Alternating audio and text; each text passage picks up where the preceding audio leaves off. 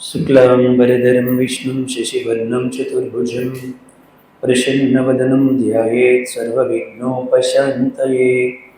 गुरुब्रह्मा गुरुविष्णु गुरुदेवो महेश्वरः, गुरुसाक्षात् परब्रह्म तस्मै श्रीगुरवे नमः। ओं साईश्वराय विद्महे सत्यदेवाय धीमहि तन्नः सर्वप्रचोदयात्।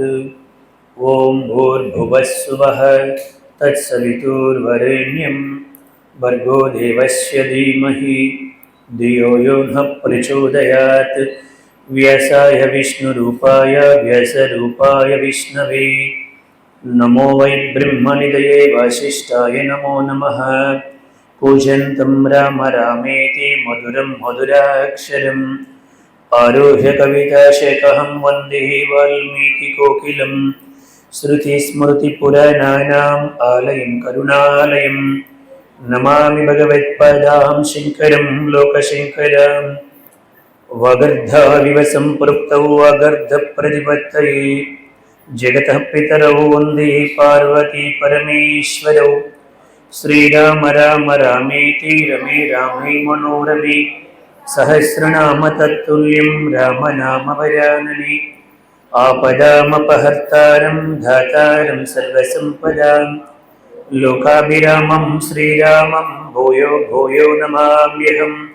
यत्र यत्र रघुनाथकीर्तनं तत्र तत्र कृतमस्तकाञ्जलिं बाष्पवारि परिपूर्णलोचनं मारुतिं नमत राक्षसान्तकम्। वसुदेवसुतं देवं कंसचाणूरमर्दनं देवकी परमानन्दं कृष्णं वन्दे जगद्गुरुम्। हरे राम राम राम हरि हरे, हरे कृष्ण कृष्ण कृष्ण हरि हरे।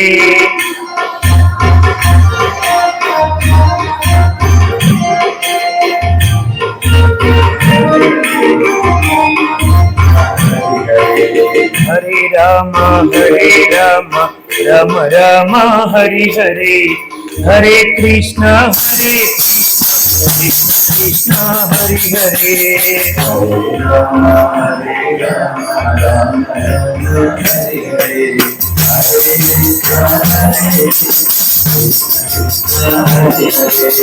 हरे राम राम राम हरि हरे, हरे कृष्ण कृष्ण कृष्ण हरि हरे।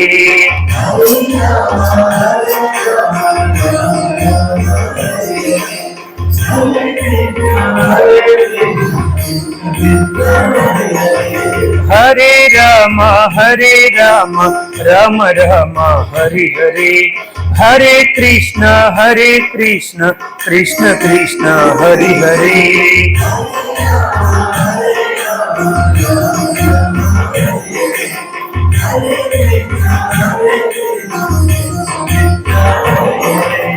हरे राम राम राम हरि हरे, हरे कृष्ण कृष्ण कृष्ण हरि हरे।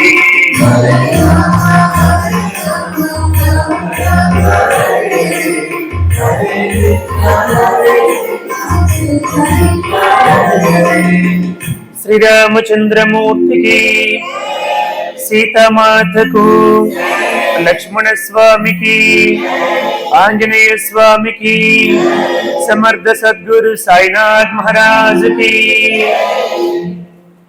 స్వామివారి దివ్య అనుగ్రహము చేత పరమ పవిత్రమైనటువంటి ఈ సాయినాథుని దివ్య మందిరములో 11 రోజుల పాటు ఈ యొక్క పవిత్రమైనటువంటి దీక్షా కార్యక్రమాలను మీరు అందరూ కూడా చేస్తూ, అందులో భాగంగా సత్సంగాన్ని చేస్తూ ఈరోజు 2వ రోజుకి చేరుకున్నాం. కలియుగంలో నామస్మరణకి మించినటువంటి తరుణోపాయము లేదని శాస్త్రం. బ్రతికినన్నాళ్ళు నీ భజన తప్పనుగాని మరణకాలమునందు మరుతునేము, ఆ వేళ యమదూతల ఆగ్రహంబున వచ్చి ప్రాణముల్ పెకలించి పట్టునప్పుడు కఫవాత పైత్యములు కప్పగా బ్రహ్మచేత కఫముద్భవమందు కష్టపడుచు నా జిహ్వతో నిన్ను నారాయణాయనుచు పిలుతునో శ్రమజేత పిలవలేను.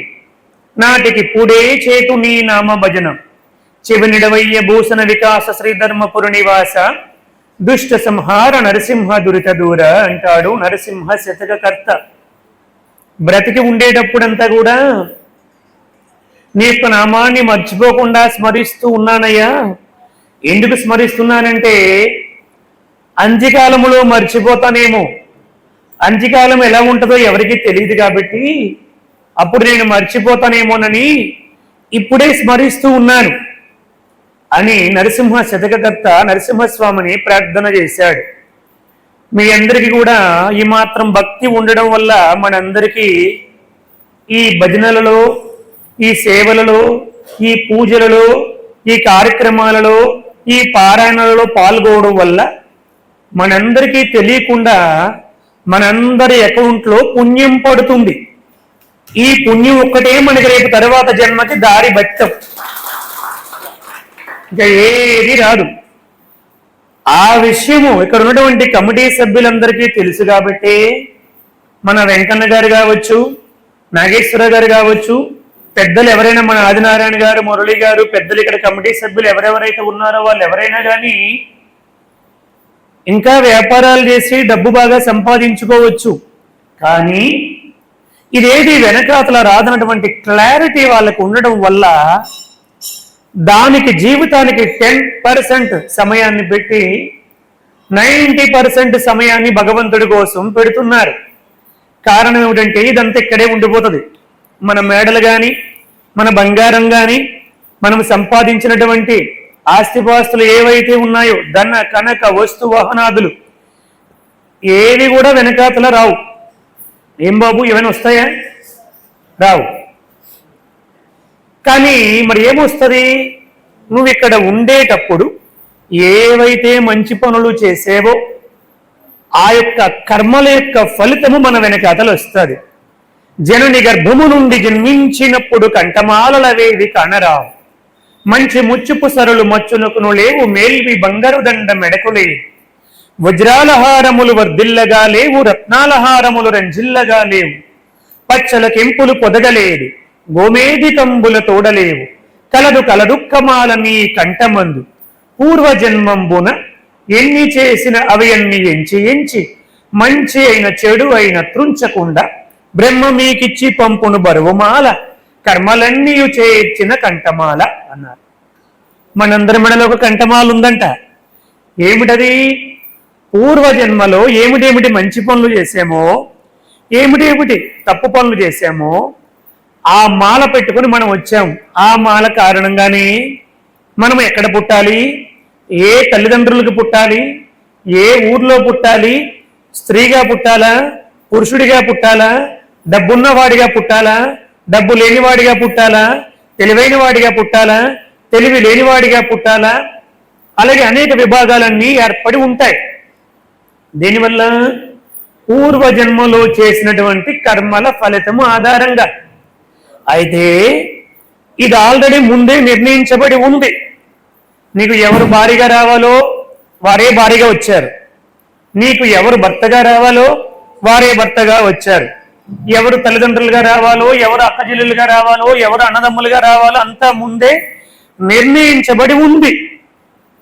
మరి అంతా నిర్ణయించబడి ఉండేటప్పుడు మరి ఇంకా మనము దేవుణ్ణి, సాయినాథుణ్ణి పూజించడము వల్ల, ప్రార్థించడము వల్ల, సేవించడం వల్ల మనకి ఏమిటి లాభం? This is my question. ఏమిటి ఉపయోగం? ఆల్రెడీ నిర్ణయించబడి ఉంది కదా, ఆల్రెడీ అయిపోయింది ఇదంతా. మరి అయిపోయినప్పుడు ఏమిటి లాభం అంటే,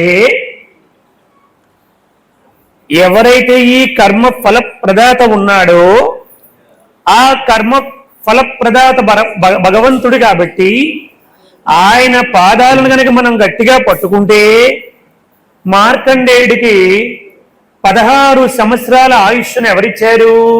పరమేశ్వరుడు ఇచ్చాడు. ఆ కథంతా మీకు తెలిసి ఉంటుంది. సమయాభావన వల్ల నేను చెప్పడం లేదు.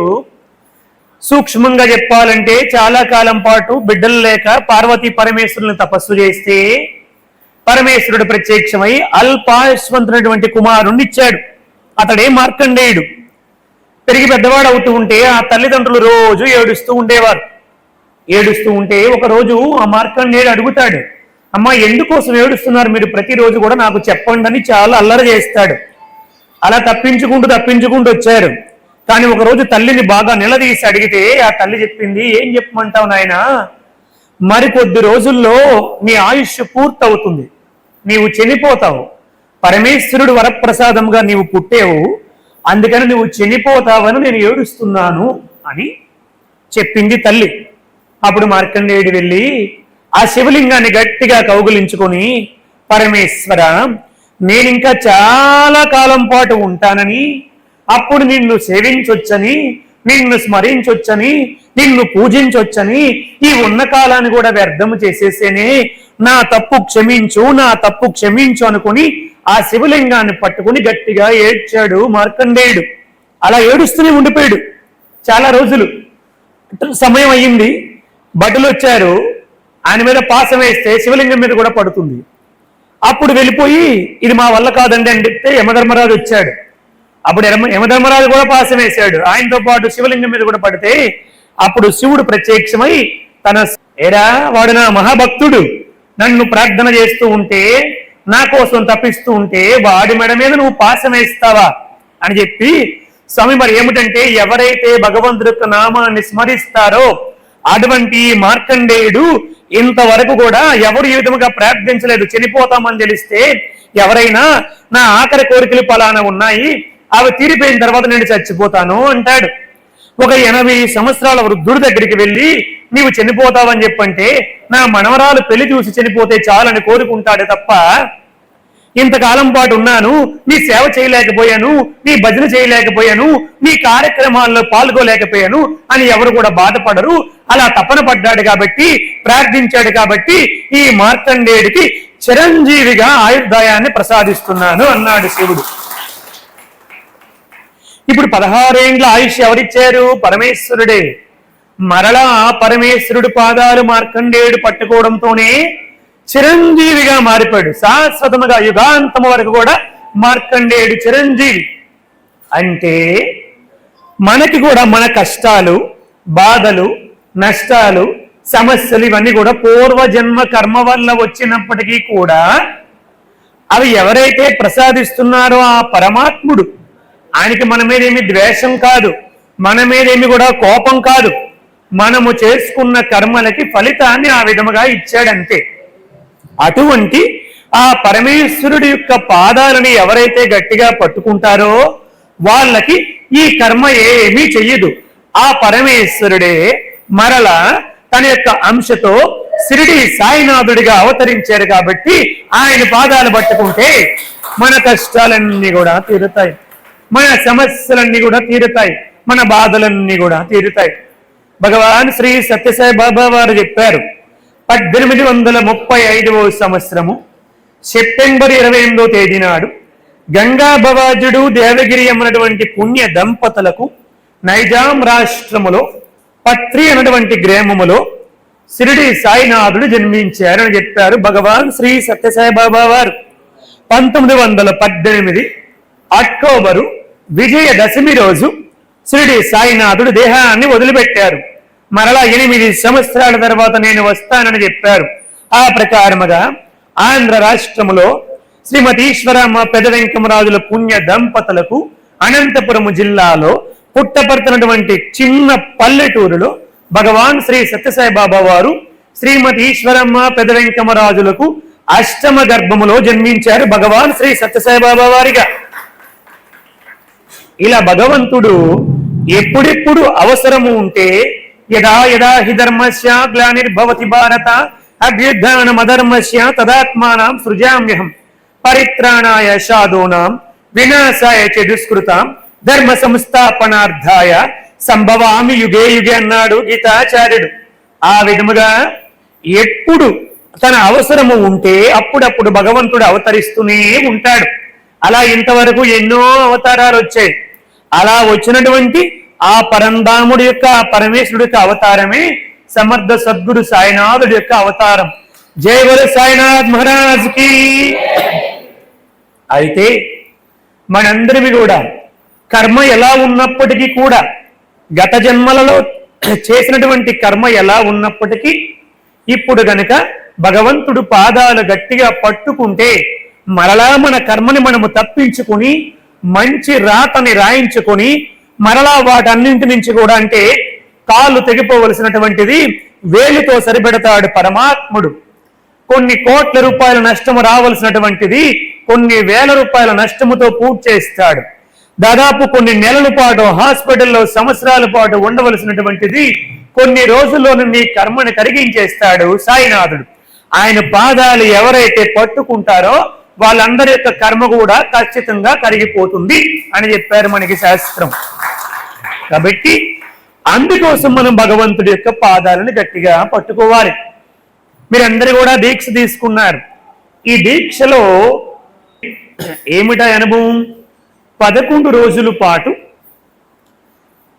ఎవరికి ఇష్టమున్నా ఇష్టము లేకపోయినా నేను మాత్రం భగవంతుడు ఇష్టపడినట్టుగా జీవిస్తాను అని మనము నిర్ణయించుకొని, అంతకు పూర్వం లేని విధముగా ఈ కట్టు, బొట్టు, బట్ట, మాట తీరు, ఆహారము, వ్యవహారము, నిద్ర ఇవన్నిటిని కూడా మార్చుకున్నాం కదండి. దీనినే మనము కొనసాగించుకుంటూ వెళ్తే కొంతమంది 11 రోజులకి పరిమితం అయిపోతారు, కొంతమంది 40 రోజులకి పరిమితం అవుతారు, కొంతమంది జీవితములో ఉన్నంత వరకు కూడా ఏమిటేమిటి ఇందులో నేను చేయగలుగుతానా, ఈ 11 రోజుల్లో ఏ నియమాల్ని చేశానో ఇందులో నేను ఏవి జీవితాంతము చేయగలుగుతానో ఒక అవగాహనకు వచ్చి వాటన్నింటినీ ఎవరైతే పాటిస్తారో వాళ్ళందరికీ కూడా ఉత్తమ జన్మ ప్రాప్తమవుతుంది అని చెప్పింది మనకి శాస్త్రం. ఈ 11 రోజులు ఛార్జింగ్ పెట్టుకుంటున్నమాట. మనం మొబైల్కి ఛార్జింగ్ పెట్టుకుంటాం కదా, మొబైల్కి ఛార్జింగ్ పెట్టేసిన తర్వాత వాడతామా, అక్కడే ఉంచేస్తామా? వాడుకుంటాము కదా. ఈ 11 రోజులు ఛార్జ్ అయినటువంటి మనము ఈ దీక్ష ద్వారా, ఈ యొక్క పవిత్రమైనటువంటి జీవన విధానము ద్వారా ఛార్జింగ్ అయినటువంటి మనము తర్వాత మిగిలినటువంటి జీవితంలో కూడా దీనిని ఏమిటి నేను పాటించగలుగుతాను అని ఆలోచన చేసుకుని మనకి మనమే నియమాన్ని పెట్టుకోవాలి. ఎవరు నియమాలు పెట్టరండి. మన సాధనకి మనము భగవంతుడి యొక్క అనుగ్రహాన్ని పొందాలని చెప్పంటే ఎవరికి వారే నియమాలు పెట్టుకోవాలి. ఈ లోకములో రామ, కృష్ణ, గోవింద, దామోదర, వాసుదేవ, నారాయణ, జగన్మాత అని పలకగలిగినటువంటి ప్రాణి ఏదైనా ఉంది అని చెప్పుంటే అది కేవలం ఒక్క మానవుడు మాత్రమే. అంత గొప్ప మానవ జన్మని ఎత్తినటువంటి మనము ఒక నియమానుసారముగా ఈ జన్మని కొనసాగిస్తూ క్రమేపి మనం ముందుకు గనక వెళ్తే ఆఖరిలో స్మరిస్తాము, లాస్ట్ లో చూసుకుందాం అనుకుంటే జరిగేది కాదండి. భగవద్గీత చెప్పింది. ఓం తత్సతు ఇది శ్రీమద్ భగవద్గీతాసు ఉపనిషత్సు బ్రహ్మ విద్యాయాం యోగ శాస్త్రే శ్రీకృష్ణార్జున సంవాదే ధర్మక్షేత్రే కురుక్షేత్రే సమవేతాయుయుత్సవః మామకాః పాండవశ్చైవ కిమకుర్వత సంజయ యత్ర యోగీశ్వర కృష్ణ యత్ర పార్థో ధనుర్ధరః తత్ర శ్రీ విజయోర్భూతిః ధ్రువా నీతిర్మతిర్మమ అని చెప్పింది. చెబుతూ ఒక శ్లోకాన్ని చెబుతాడు మధ్యలో. అంతకాలే చ మామేవ స్మరణ్ ముక్త్వా కలేవరం యః ప్రయాతి సమద్భావం యాతి నాస్త్యత్ర సంశయః. అంత్యకాలము వరకు ఎవరైతే నన్నే స్మరిస్తూ ఈ దేహాన్ని విడిచిపెడతారో వారు నన్నే చేరుకుంటారన్నాడు. మనం ఏం చేశాము? అంత్యకాలం వరకు స్మరిస్తే చాలని చెప్పంటే అంత్యకాలంలో చచ్చిపోయినటువంటి వాడి దగ్గర తీసుకెళ్లి భగవద్గీత ఆలపిస్తున్నాం మనం. వాడికి వినిపిస్తుందా? వాడికి కనిపిస్తుందా? ఆ చనిపోయినటువంటి వాడికి తెలుస్తుందా? భగవద్గీత ఎప్పుడు చదవాలి? శక్తి ఉండేటప్పుడు, ఒంటిలో శక్తి ఉండేటప్పుడే మనందరం కూడా ఇవన్నీ కూడా చదవాలి, తెలుసుకోవాలి, ఆచరించాలి. పదమనుచు కింకరులు పాసము లాగడి వేళ, లబలబమనుచు బంధువులు బయట పెట్టడి వేళ, ఆలు బిడ్డలు అన్నదమ్ములిక మరి లేడని మీద పడి రోధించడి వేళ, సాధ్యమగునా హరినామ స్మరణ మీ నోట పల్క. అప్పుడు స్మరిస్తామంటే మన నోట పలకడం సాధ్యమవుతుందా? తల్లి గర్భము నుండి ధనము తేడెవ్వడు, వెళ్ళిపోయినాడు వెంటరాదు. లక్షాధికారైన లవణమన్నమి గాని మెరుగు బంగారము మృంగబోడు. విత్తమార్జన చేసి విర్రవీగుటే కాని కూడబెట్టిన సొమ్ము కుడువబోడు. పొందుగా మరుగైన భూమి లోపల పెట్టి దాన ధర్మము లేక దాచి దాచి దాచి తొడుకు దొంగలకిత్తురో దొరల కవును. తేనె జుంటీగలియవా తిరువరులకు బోసన వికాస శ్రీధర్మపుర నివాస దుష్ట సంహార నరసింహ దురిత దూర అంటాడు నరసింహ శతకకర్త. కాబట్టి ఉన్నప్పుడే మనం వీటన్నిటిని కూడా సార్థకము చేసుకోవాలి. భగవంతుడి యొక్క నామస్మరణతో పాటు భగవంతుడి యొక్క సేవను కూడా చేయాలి. కలియుగంలో నామస్మరణ సేవ. ఏ వేదంబు పఠించలూత భుజగంబే శేస్త్రంబులు చదివే తానే విద్యాభ్యాసంబు నర్చుకరి చెంచు ఏ మంత్రమూహించే బోధావిర్భావ నిదానములు చదువులయ్యా కాదు నీ పాద సంసేవా శక్తియే కాక జంతు తటికిని శ్రీకాళహస్తీశ్వర అంటాడు దూర్జటి మహాకవి. ఆ యొక్క సాలిపురుగుకు గాని ఆ యొక్క పాముకు గాని శ్రీకాళహస్తి చరిత్ర మాట. ఆ పాముకు గాని ఆ ఏనుగుకు గాని ఆ కన్నప్పకు గాని ఏమైనా వేదాలు వచ్చా, ఉపనిషత్తులు వచ్చా, బ్రహ్మసూత్రాలు వచ్చా, ఏమైనా తెలుసా? ఏమీ తెలీదు. కానీ భగవంతుడి యొక్క సేవ చెయ్యాలని తపన పడి ఆ ఏమీ తెలియకపోయినప్పటికీ కూడా వాళ్ళందరూ కూడా తరించిపోయారు. కాబట్టి భగవంతుడి యొక్క నామాన్ని స్మరించాలి. భగవంతుడి యొక్క సేవలో ఈ జన్మని సార్థకము చేసుకోవాలి. కాబట్టి ఆ విధముగా అటువంటి సేవని ఈ లోకానికి తెలియజెప్పడానికి ఆ నిరాకారుడే నరాకారణ ధరించి అనేక అవతారాలు ధరిస్తూ ఉంటాడు. అలా వచ్చినటువంటి ఒక అవతారమే శ్రీరామచంద్రమూర్తి యొక్క అవతారం. శ్రీరాముడు ఎక్కడైతే ఉంటాడో లక్ష్మీదేవి కూడా అక్కడికి ఉంటుంది. శ్రీరామ సీతగాగా నిజ సేవక బృందము వీర వైష్ణవాచార జనంబుగాగా విరజానది గౌతిమిగా వికుంఠము నారయ భద్రశైల శిఖరాగ్రముగాగా చేతనోద్ధారకుడవైన విష్ణుడు దాశరథి కరుణాపయోనిధి అంటాడు గోపరాజు. కాబట్టి ఆ అమ్మవారు కూడా సీతమ్మ తల్లిగా వచ్చింది. నిన్నటి రోజున మనం తెలుసుకున్న సంక్షిప్త రామాయణాన్ని తెలుసుకున్నాం. ఏమిటని? దశరథ మహారాజు ఏం చెప్పాడు? నారద మహర్షి వాల్మీకి మహర్షికి చెప్పాడు సంక్షిప్త రామాయణాన్ని. నాయన 100 శ్లోకాల్లో ఓం తపస్వాధ్యాయ నిరతం తపస్వి వాగ్విదాంబరం నారదం పరిపప్రేచ్ఛ వాల్మీకి ముని పుంగవం కోన్వస్మిన్ సాంప్రదం లోకే గుణవాన్ కశ్చ వీర్యవాన్ ధర్మజ్ఞశ్చ కృతజ్ఞశ్చ సత్యవాక్యో దృఢవ్రతః చారిత్రేణ చ కోయుక్తః సర్వభూతేషు కోహితః విద్వాన్ కః కస్సమర్ధశ్చ కశ్చైక ప్రియదర్శినః ఆత్మవాన్ కో జితక్రోధో జితిమాన్ కో నసూయకః కశ్య బిభ్యతి దేవాశ్చ జాతరోసస్స సంయుగే అంటూ 100 శ్లోకాలు చెప్పాడు. ఒక్కసారి మరలా మనం వెనక్కి వెళ్తే నారద మహర్షి వచ్చి వాల్మీకి మహర్షికి నీవు రామాయణాన్ని రచించు అని చెప్పాడు. బ్రహ్మదేవుడు కూడా వచ్చాడు. నీకు సకల శక్తులు కూడా ప్రసాదిస్తున్నాను. రామాయణం అంతా అప్పటికే అయిపోయింది. 11,000 సంవత్సరాలలో దాదాపు 10,900 సంవత్సరాలు అయిపోయింది. రామాయణం అంతా అయిపోయిన తర్వాత వాల్మీకి చెప్పాడు బ్రహ్మదేవుడు నారదుడేమని, నీకు వారి వారి కథలలో వారి వారి చరిత్రలలో వారి వారి మనస్సులలో కూడా ఏం జరిగిందో నీకు అర్థమైపోతుంది. ఆ విధముగా రామాయణాన్ని రచించు అన్నాడు. మరలా ఒక్కసారి సింహావలోకనాన్ని చేసుకుంటే ఏమన్నాడంటే దశరథ మహారాజు అటువంటి మహారాజు అయోధ్య నగరాన్ని రాజధానిగా చేసుకుని ఈ విశ్వాన్ని మొత్తాన్ని కూడా పరిపాలన చేస్తున్నాడు. అఖండ భూమండలాన్ని మొత్తాన్ని కూడా. కానీ సంతానము లేక ఎంతో తపన పడుతూ ఉంటే గురువైనటువంటి వశిష్ఠ మహర్షి యొక్క సూచన మేరకు అశ్వమేధ యాగాన్ని పుత్రకామేష్టిని చేస్తే ఆ పుణ్య ఫలితముగా ఆ యొక్క దశరథ మహారాజుకి యజ్ఞ పురుషుడు యజ్ఞ పాయసాన్ని తీసుకుని వచ్చి ప్రసాదిస్తే ఆ పాయస ఫల ప్రసాదముగా కౌసల్య సుమిత్ర కైకలికి రామ లక్ష్మణ భరత శత్రుఘ్నులు జన్మించారు. వాళ్ళు పెరిగి పెద్దవారై గురువు దగ్గరికి వెళ్లి విద్యాబుద్ధులు నేర్చుకున్నారు. తదనంతరము రామచంద్రమూర్తికి విశ్వామిత్ర మహర్షి వచ్చి నేను ఒక యాగాన్ని చేస్తూ ఉన్నాను, ఆ యాగాన్ని రక్షించడానికి రామచంద్రమూర్తి రావాలి, అక్కడ రాక్షసుల ద్వారా చాలా ఇబ్బంది కలుగుతుందని చెప్పి రామచంద్రమూర్తిని తీసుకుని వెళ్తే రామచంద్రమూర్తి బయలుదేరి వెళ్లి తాటక సంహారం చేసి ఆ యాగాన్ని పరిపూర్తి చేసి అక్కడి నుంచి మరలా బయలుదేరి మిథిలా నగరంలో జనక మహారాజు చేస్తున్నటువంటి యాగాన్ని చూడడానికి వెళ్ళాడయ్యా.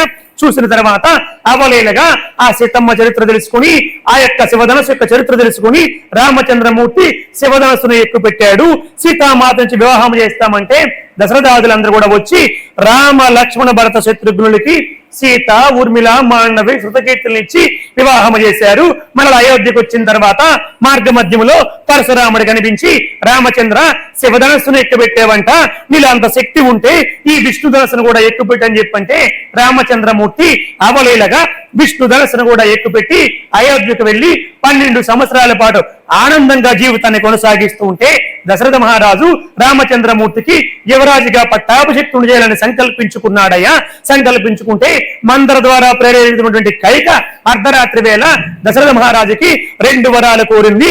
మొదటి వరాన్ని 14 సంవత్సరాల పాటు రామచంద్రమూర్తి అరణ్యవాసానికి వెళ్ళాలి, నా కొడుకైనటువంటి భరతుడికి యువరాజుగా పట్టాభిషిక్తుడు చేయాలని కోరుకుంటే దశరథ మహారాజు తెల్లవార్లు ఏడ్చి ఎంతో దుఃఖపడితే ఈ విషయాన్ని తెలుసుకున్నటువంటి రామచంద్రమూర్తి తెల్లవారు వచ్చి ఈ విషయాన్ని తెలుసుకుని తండ్రి మాట తీర్చలేని కుమారుడు ఉంటే ఎంత లేకపోతే ఎంత అని చెప్పి అవలీలగా అరణ్యానికి వెళ్లిపోయాడు. రామచంద్రమూర్తి వెనకాతల లక్ష్మణుడు సీతమ్మ బయలుదేరి అరణ్యానికి వెళ్తే శృంగబేరిపురము చేరుకుని గుహుణ్ణి అనుగ్రహించి భారద్వాజ ఆశ్రమానికి వెళ్లి అనేక ప్రాంతాలు తిరిగి అరణ్యవాసం చేస్తూ ఉంటే రావణాసురుడు సోదరైనటువంటి శూర్పణఖ వచ్చి రాముణ్ణి మోహిస్తే లక్ష్మణ స్వామి ద్వారా శూర్పణఖకి ముక్కు చెవులు 2 కూడా కోయబడితే ఆ శూర్పణఖ వెళ్లి రావణాసురుని ప్రేరేపిస్తే రావణాసురుడు వచ్చి మారీచుడి సహాయంతో సీతామాతని అపహరించుకొని పోతే జటాయు మార్గ మధ్యములో యుద్ధము చేస్తే రావణాసురుడి ముందు శక్తి సరిపోక కింద పడిపోతే రామచంద్రమూర్తి వస్తే రామచంద్రమూర్తికి జటాయు ఈ విషయాన్ని తెలియపరిచిన తర్వాత రామచంద్రమూర్తి ఋష్యమూక పర్వతం పైనటువంటి సుగ్రీవుడితో స్నేహము చేసి హనుమ ద్వారా ఆ సుగ్రీవుడితో స్నేహము చేసి వాలిని సంహరించి 4 దిక్కులకి అనేక ప్రాంతాలకి దూతలను కూడా పంపించి దక్షిణ దిక్కుకు వెళ్ళినటువంటి ఆంజనేయ స్వామికి తన అంగుళీకాన్ని తీసి ఇచ్చి సీతమ్మ జాడ నీకు తెలుస్తుంది, ఆ సీతమ్మకి అంగుళీకాన్ని ఇవ్వమని చెప్పి రామచంద్రమూర్తి ఇస్తే ఆయా రామనామాన్ని స్మరించుకుంటూ ఆంజనేయ స్వామి 100 సముద్రాన్ని దాటి ఆవలకు వెళ్లి లంకలో ప్రవేశించి సీతమ్మకి రాముడిచ్చినటువంటి అంగుళీకాన్ని ఇచ్చి సీతమ్మ ఇచ్చినటువంటి చూడామణిని తిరిగి మరలా తీసుకుని జై శ్రీరామ్ అనుకుంటూ బయలుదేరి వచ్చి నా బలాన్ని వీళ్ళకి చూపించకపోతే వీళ్ళకి మరలా బుద్ధి రాదని చెప్పి తన తోకకు నిప్పు పెడితే ఆ తోకతోనే లంకాపట్నాన్ని మొత్తాన్ని కూడా తగలబెట్టేసి ఏవలకు వచ్చి నలుడు నీలుడి ద్వారా రామచంద్రమూర్తిని ఆవతలకి 100 దూరాన్ని సేతు నిర్మాణం చేసి ఆవలకు వెళ్లి ఆ యొక్క రావణాసురుణ్ణి కుంభకర్ణుణ్ణి అనేక మంది వీరాది వీరుల్ని ఇంద్రజిత్తుని అందరూ కూడా సంహరించేసి పుష్పక విమానంలో అయోధ్య నగరానికి వచ్చి ఆ రామచంద్రమూర్తి 40వ రాజుగా పట్టాభిషిక్తుడయ్యాడు అని చెప్పాడండి. ఇది సంక్షిప్త రామాయణం. అటువంటి రామాయణం నిన్నటి రోజు మనం ఒక్కసారి చెప్పుకున్నాం. మీకు మరలా సింహావలోకనం చేయాలని ఒక్కసారి చెప్పాను. 5 నిమిషాలు సమయాన్ని తీసుకుని. ఎందుకోసం అంటే శ్రవణం మననం నిధిధ్యాసనం అని చెప్పింది శాస్త్రం. మనం ఏదైతే వింటామో దాన్ని మననము చేస్తేనే జ్ఞాపకం ఉంటుంది, లేకపోతే మనకి ఏది కూడా జ్ఞాపకం ఉండదు. అందుకోసం అని చెప్పి ఒక్కసారి మరలా చెప్పానమాట. అటువంటి రాముడు ఇప్పుడు దశరథ మహారాజు ఎంత గొప్పవాడంటే భగవాన్ శ్రీ సత్యసాయి బాబా వారు చెప్పారు, దశరథ మహారాజు ఆ వివాహం కాకపోవడమే, కౌశల్యని వివాహము చేసుకోకపోవడమే చాలా గొప్ప బలవంతుడు. దశరథాలపై కూర్చొని ఒకేసారి యుద్ధము చేయగలిగినటువంటి వాడు, గొప్ప శక్తి ఉన్నటువంటి వాడు దశరథ మహారాజు. అందుకోసం అని చెప్పి ఒకానొకప్పుడు రావణాసురుడు ఈ విషయాన్ని తెలుసుకుని తన దూతలను పంపించాడు దశరథ దగ్గరికి. ఏమని? కప్పాన్ని కట్టమని పంపించాడు. రావణాసురుడు దగ్గరికి 2 దూతలు వచ్చి కప్పం కట్టమని అడిగారు. ఎందుకోసం కప్పం కట్టాలన్నాడు దశరథుడు. రావణాసురుడు తనని తనే రాజుగా ప్రకటించుకున్నాడు కాబట్టి నీవు కప్పం కట్టాలని చెప్పంటే అప్పుడు దశరథుడు అయోధ్య నగరం నుంచి తన బాణాన్ని ఒక్కసారి ఎక్కుపెట్టి వదిలిపెట్టాడు. ఆకరణాంతం లాగి వదిలిపెడితే అయోధ్య నగరంలో బయలుదేరినటువంటి ఆ యొక్క బాణము నేరుగా వెళ్లి లంకలో ఉన్నటువంటి ఆ యొక్క రావణాసుడు యొక్క ద్వారాన్ని బంధించేసిందండి. అంతే. అలా బంధించే గాని ఒక్కసారి ఆశ్చర్యపోయాడు. ఏమిటిది, ఎవరి ద్వారాలు బంధించారన్నారు. వచ్చినటువంటి దూతలు వెళ్లి చెప్పారన్నమాట, రావణాసుర ఆ దశరథ మహారాజే నీ ద్వారాల్ని బంధించాడు, అంత గొప్ప బలవంతుడు దశరథుడు అని చెప్పాడు. ఆలోచన చేశాడు రావణాసురుడు. ఇంత బలవంతుడా అని గొప్ప తపస్సు చేశాడు. బ్రహ్మదేవుడు ప్రత్యక్షమయ్యాడు. ఏం కావాలో కోరుకుంటే రావణుడు ఏం కోరుకున్నాడంటే దశరథుడికి తన యొక్క తేజస్సు ద్వారా సంతానము కలగకుండా ఉండుగాక అని కోరుకున్నాడండి రావణాసురుడు. చూసారు, ఇది పూర్వ చరిత్ర మాట. దీనికి ముందున్నటువంటి మా రఘువంశం అని చెప్పి కాళిదాసు రచించినటువంటి రఘువంశంలో ఈ చరిత్ర అంతా కూడా ఉంటదన్నమాట. ఆ యొక్క రామాయణంలో ఉండదు. ఈ వెనకాతల చరిత్రను మీకు కొంచెం ముందుకు వచ్చి చెప్పాను. భగవాన్ శ్రీ సత్యసాయి బాబా వారు చెప్పారు మాట. ఇది అంత గొప్పవాడు. అందుకని ఆలోచన చేశాడు, తన దివ్యశక్తితో ఆలోచించాడు. అయినా కూడా అసలు భార్య ఎవరు కాబోతుందని చూశాడు. ఎవరు కాబోతుందంటే కౌసల్యమాతినికి భార్య కాబోతుంది అని రావణుడు తెలుసుకొని ఆ కౌసల్య ఉన్నటువంటి రాజ్యానికి వెళ్ళి, మాయావి కాబట్టి అనేక వేషాలు ధరించగలడు కాబట్టి ఆవిడ ఉద్యానవనములో విహరిస్తూ ఉంటే ఆ కౌసల్యని బంధించి ఒక పెట్టిలో పెట్టేసి నదిలో పడేశాడు రావణాసురుడు. వీడికి కాబోయే భార్య చనిపోతే ఇంకా బిడ్డలే పుట్టరు కదా అని చెప్పి పడేశాడు.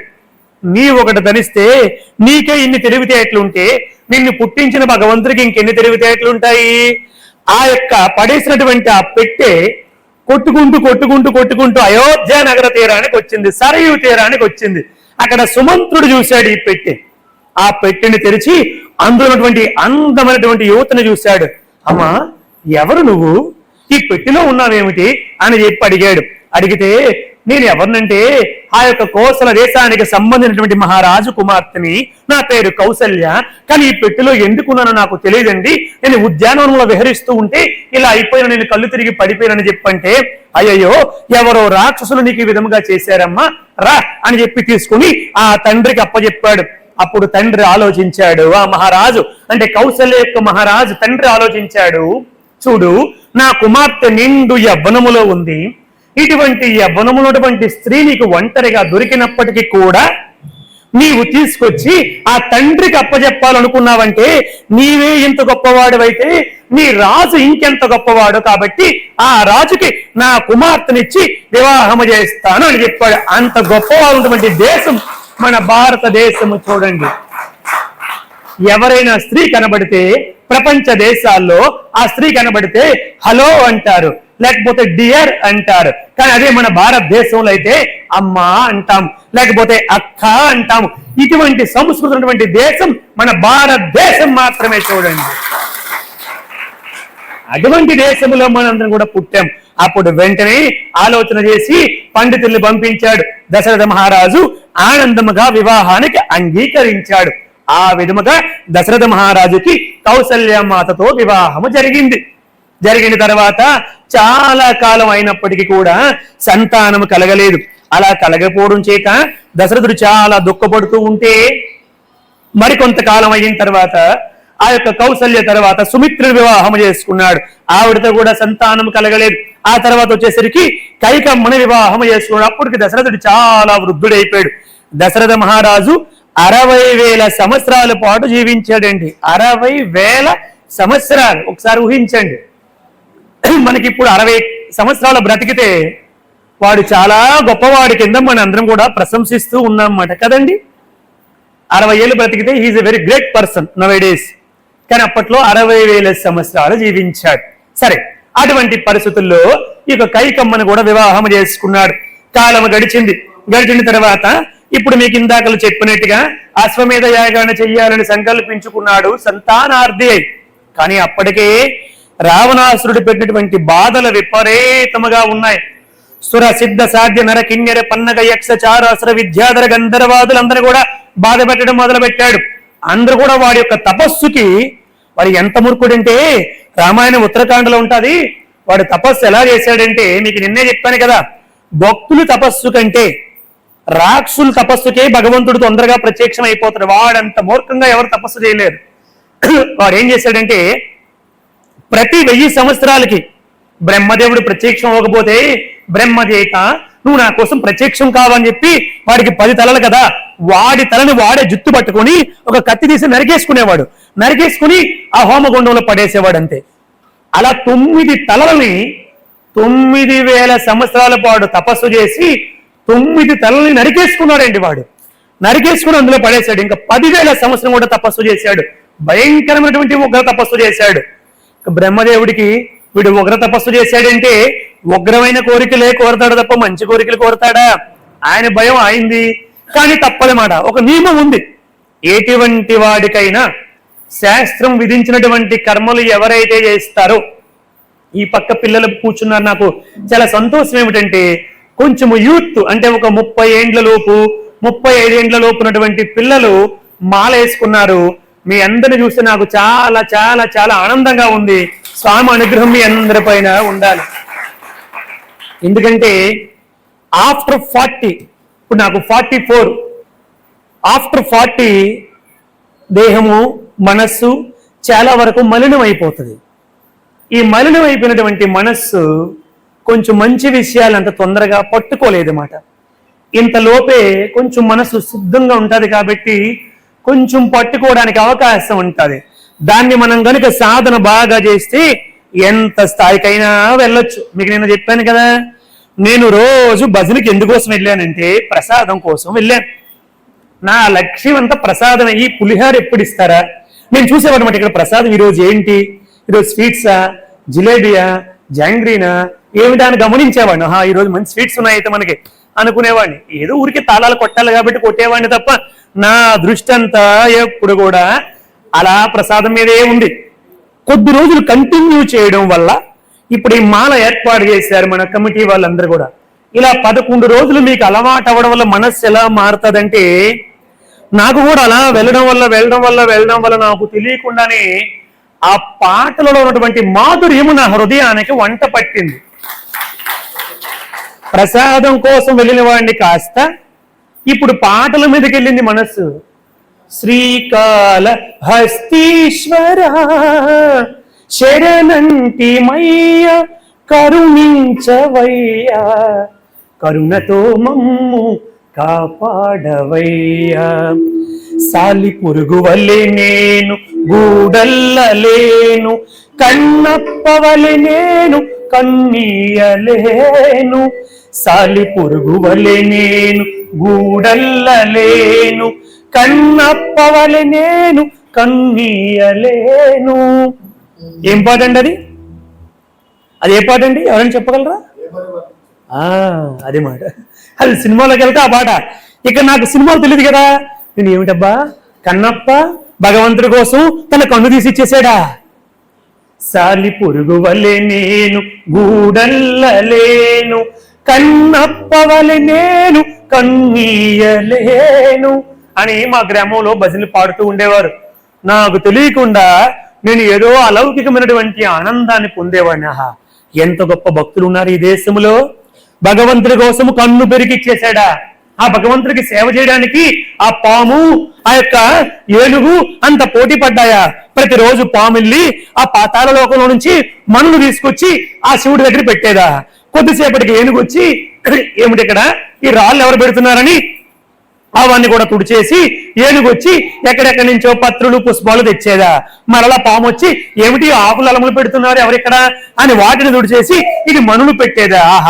ఏమిటి భక్తి అని అనుకుంటూ ఉండేవాళ్ళని. అలా మనము ఒక పని కోసం వెళ్ళినప్పటికీ భగవంతుడు దయతో దాన్ని కంటిన్యూ చేయడం వల్ల మనకి తెలియకుండా మార్పు వచ్చింది.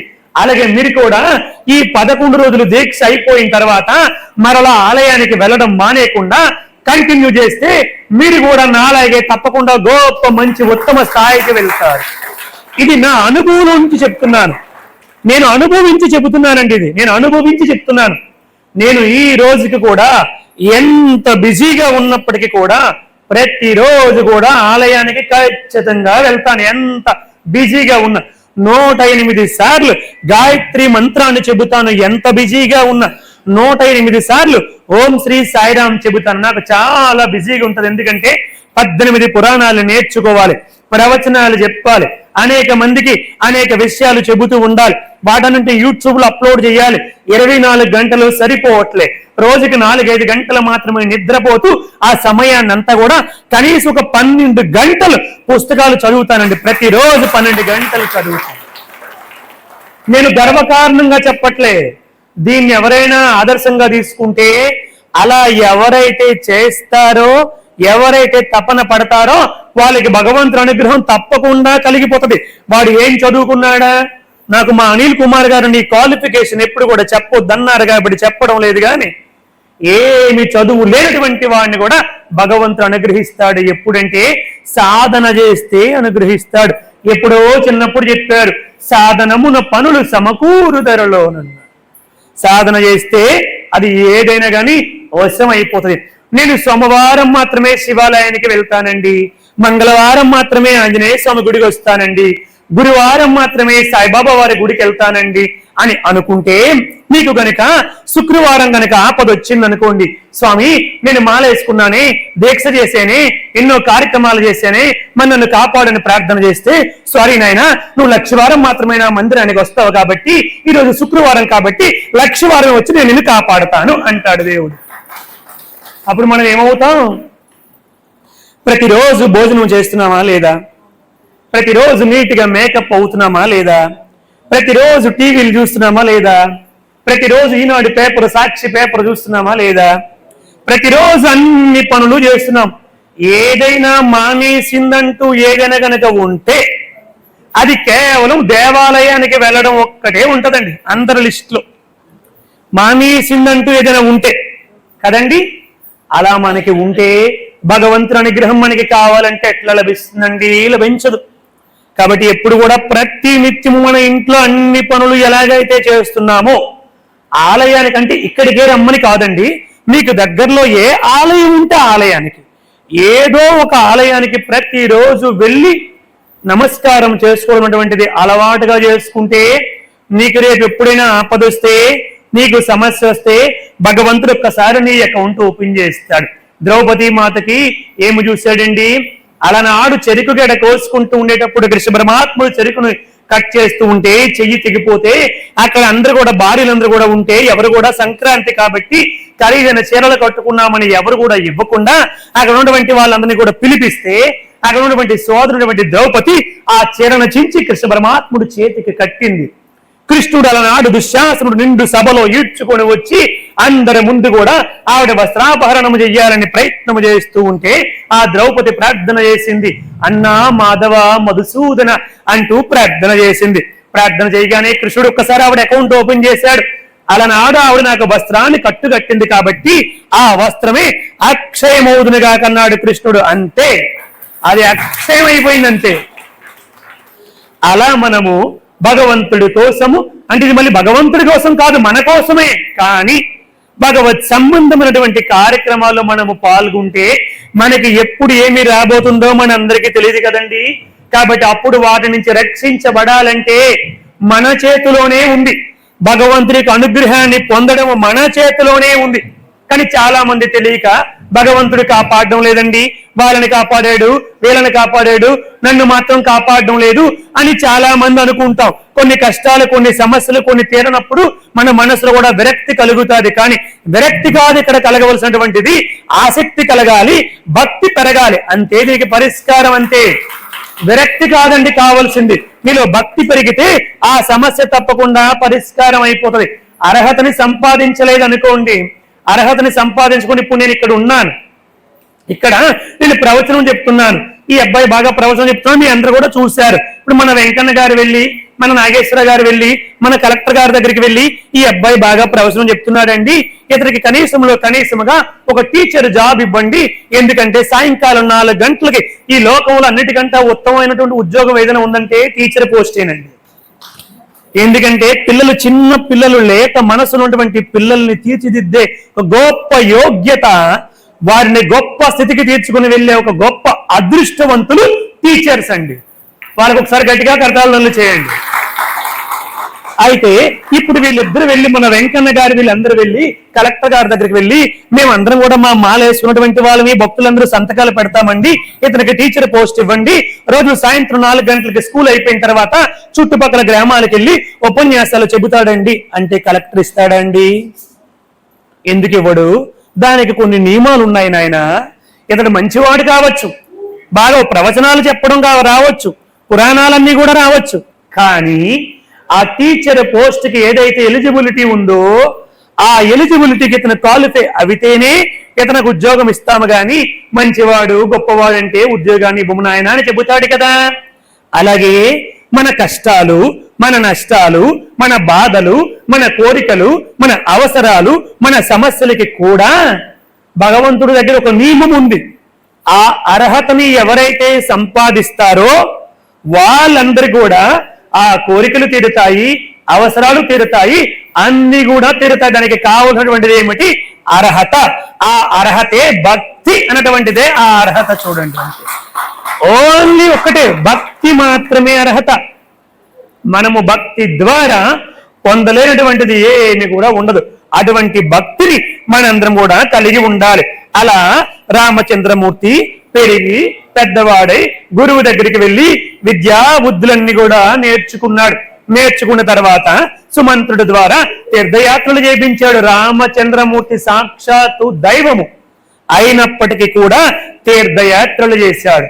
ఆ తీర్థయాత్రలన్నీ కూడా చేసి మహాత్ములందరూ కూడా దర్శించి మరలా ఇంటికి వచ్చిన తర్వాత ఏకాంతముగా ఎవరితో మాట్లాడకుండా ఉంటే దశరథ మహారాజుకి ఎంతో బాధ కలిగి, ఏమిటి నా కొడుకు ఏకాంతముగా ఉంటున్నాడు అని చెప్పి కులగురువైనటువంటి వశిష్ఠ మహర్షిని పిలిపించి మాట్లాడిస్తే వాళ్ళిద్దరూ మాట్లాడినటువంటిదే యోగ వాసిష్టం అని 32,000 శ్లోకాల మహాగ్రంథం వచ్చిందండి. చూడండి, మనము చదువు వచ్చినటువంటి వాళ్ళని తప్పకుండా మన సనాతన ధర్మానికి సంబంధించినటువంటి పుస్తకాలు చదవాలి.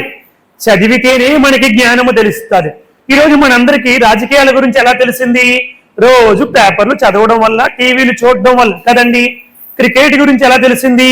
రోజు కూడా పేపర్లు టీవీలు చూడడం వల్ల. అలాగే దేవుడి గురించి కూడా నీవు రోజు టీవీలో విను, లేదా సెల్లో విను, పుస్తకాలు చదువు, నీకు దేవుడి గురించి కూడా తప్పకుండా తెలుస్తుంది. కానీ మనిషి అది తప్ప మిగతావన్నీ కూడా చేస్తాడు. దానికి కారణం ఏం చెప్తాడంటే, వాడు చదివాడా, వీడు చదివాడా, ఎవరు చదవట్లేదు కదా అంటాడు. గుర్తుపెట్టుకోండి, ఎవరు చదవట్లేదు కదా నువ్వు చదవడం మానిస్తే వాడిలాగే నువ్వు ఉంటావు. ఎవరు చదువుతారో వాళ్ళే గొప్ప వాళ్ళు అవుతారు. బయట వ్యాపారం ఉంది, ఎవరికి వ్యాపారం అవ్వట్లేదు కదా అని అనుకుంటాడా? ఎవరికి అవ్వకపోవచ్చు, నాకు అవుతుందేమో అనుకోని కదా ప్రయత్నం చేస్తాడు. ఒక ఉద్యోగానికి ప్రయత్నం చేసేవాడు ఎవరికి వస్తుందో రాదో, ఇంతమంది వెళ్తున్నారు నాకు వస్తుందో రాదో అనుకుంటాడా? నాకు ఖచ్చితంగా వస్తుంది అనుకుని ప్రయత్నం చేస్తాడు. అలాగే ఈ భక్తి విషయంలో కూడా భగవంతుడికి అనుగ్రహానికి నేను తప్పకుండా పాత్రుని అవుతాను అన్నటువంటి పాజిటివ్ దృక్పథముతో మనము ప్రయత్నం చేస్తే తప్పకుండా మనందరం కూడా పాత్రుని అవుతాము అని చెప్పారు మనకి బాబా వారు. చూడండి, జై బోలో భగవాన్ శ్రీ సత్య సాయి బాబాజీకి. అయితే రామచంద్రమూర్తి అలా ఒంటరిగా ఉంటే దశరథుడు ఆలోచన చేశాడు, నా కుమారుడికి వివాహం చేస్తే అతనికి ఏమైనా కొంచెం మనస్సు మారతాదేమో అనుకున్నాడు. వివాహాన్ని చెయ్యాలి అని సంకల్పించుకున్నాడు. అప్పుడు అక్కడికి వచ్చాడు. వివాహాన్ని చేసినటువంటి విశ్వామిత్రుడు వచ్చాడు. విశ్వామిత్రుడు లోపలికి వచ్చి దశరథ మహారాజుని అడిగాడు, దశరథ మహారాజా, నేను ఒక యాగాన్ని చేస్తూ ఉంటే రాక్షసులు వచ్చి అనేక విధాలుగా ఇబ్బంది కలిగిస్తూ ఉన్నారు, కాబట్టి ఆ యాగాన్ని సంరక్షించడానికి రాముడిని పంపించు అని అడిగాడు. దశరథుడు చాలా బాధపడ్డాడు. లేక 60,000 సంవత్సరాలు వయస్సు వచ్చిన తర్వాత నాకు ఈ కుమారుడు పుట్టాడయ్యా. చిన్న పిల్లవాడు, 16 సంవత్సరాల నూనుగు మీసాల పిల్లవాడు. ఆయన ఏమిటి యుద్ధము చేస్తాడు? నేను వస్తాను, నా చిత్రంగ బలాలతో యుద్ధము చేస్తానంటే లేదు నాకు రాముడే కావాలన్నాడు విశ్వామిత్రుడు. దశరథుడు అనేక విధాలుగా బ్రతిమాలేడు, వినలేదు. అప్పుడు వశిష్ఠుడు వచ్చి, ఏమిటి దశరథ, ఈ పుత్ర వాత్సల్యము చేత రాముడిని పంపునంటున్నావు గాని రాముడు సాక్షాత్తు శ్రీమన్నారాయణుడు, అడుగుతున్నటువంటి వాడు ఎవరు? సాక్షాత్తు విశ్వామిత్రుడు, పంపించు అని చెప్పంటే ఆ విశ్వామిత్రుడు వెనకాతల పంపించాడు. సాక్షాత్తు నారాయణుడయ్యుండి కూడా ఆ రామచంద్రమూర్తి లక్ష్మణుడు విశ్వామిత్రుడి వెనకాతల వెళ్ళి గురువు గారికి అనేక సేవలు చేశారు. అతడికి ఆ దర్భలన్నీ కోసుకుని వచ్చి ఒక పడుకోవడానికి శయ్యని ఏర్పాటు చేశారు. పడుకుంటే కాళ్ళు పిసికి పాదసేవ చేసి ఈ లోకానికి గురువు యొక్క గొప్పతనాన్ని ఏమిటో రామచంద్రమూర్తి ఆ విధముగా తెలియపరిచాడు. తెల్లవారిన తర్వాత రామలక్ష్మణుడిద్దరు కూడా పడుకుంటే అప్పుడు విశ్వామిత్రుడు లేచి ఆ రాముడి యొక్క ముఖాన్ని చూసి, రామచంద్ర, సాక్షాత్తు నారాయణుడు అయ్యుండి కూడా గురువు యొక్క గొప్పతనాన్ని చెప్పడానికి నా వెంట వచ్చి నాకు పాదసేవ చేసేవయ్యా, ఎంత గొప్పవాడివి అని ఎంతో ఆనందాన్ని పొందుతూ రాముణ్ణి మేల్కొలిపాడు. ఆ విశ్వామిత్రుడు మేల్కొలిపినటువంటిదే సుప్రభాతం. ఈరోజు వెంకటేశ్వర స్వామి వారి సుప్రభాతంలో కూడా అదే ఉంటుంది. ఏమని లేపాడు? కౌసల్య సుప్రజ రామ పూర్వా సంధ్యా ప్రవర్తతే ఉత్తిష్ట నరశార్దూల కర్తవ్యం దైవమాహ్నికం అంటూ రామచంద్రమూర్తిని నిద్రలేపాడు. రాముడు నిద్రలేచి ఆ యొక్క నదిలోనికి వెళ్లి సంధ్యావందనాది కథలు ఆచరించి గురువు దగ్గరికి వచ్చి గురుదేవా ఆజ్ఞ అన్నాడు. అక్కడి నుంచి బయలుదేరి అనేక విషయాలు అడిగి తెలుసుకుంటూ రామచంద్రమూర్తి ముందుకు వెళ్ళాడు.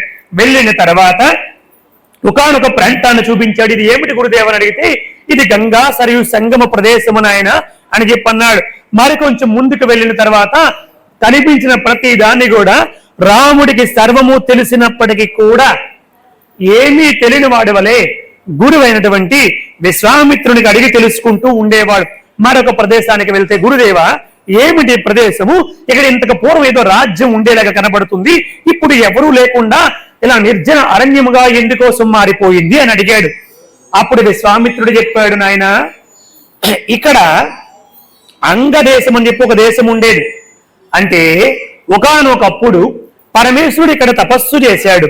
దక్ష యజ్ఞములో ద్రాక్షాయిని దేహాన్ని వదిలిపెట్టేసింది కదా. వదిలిపెట్టేసిన తర్వాత తన భార్య దేహాన్ని వదిలిపెట్టిన తర్వాత పరమేశ్వరుడు ఆ దేహాన్ని భుజాన్ని వేసుకుని ప్రళయకాల నృత్యాన్ని చేశాడు.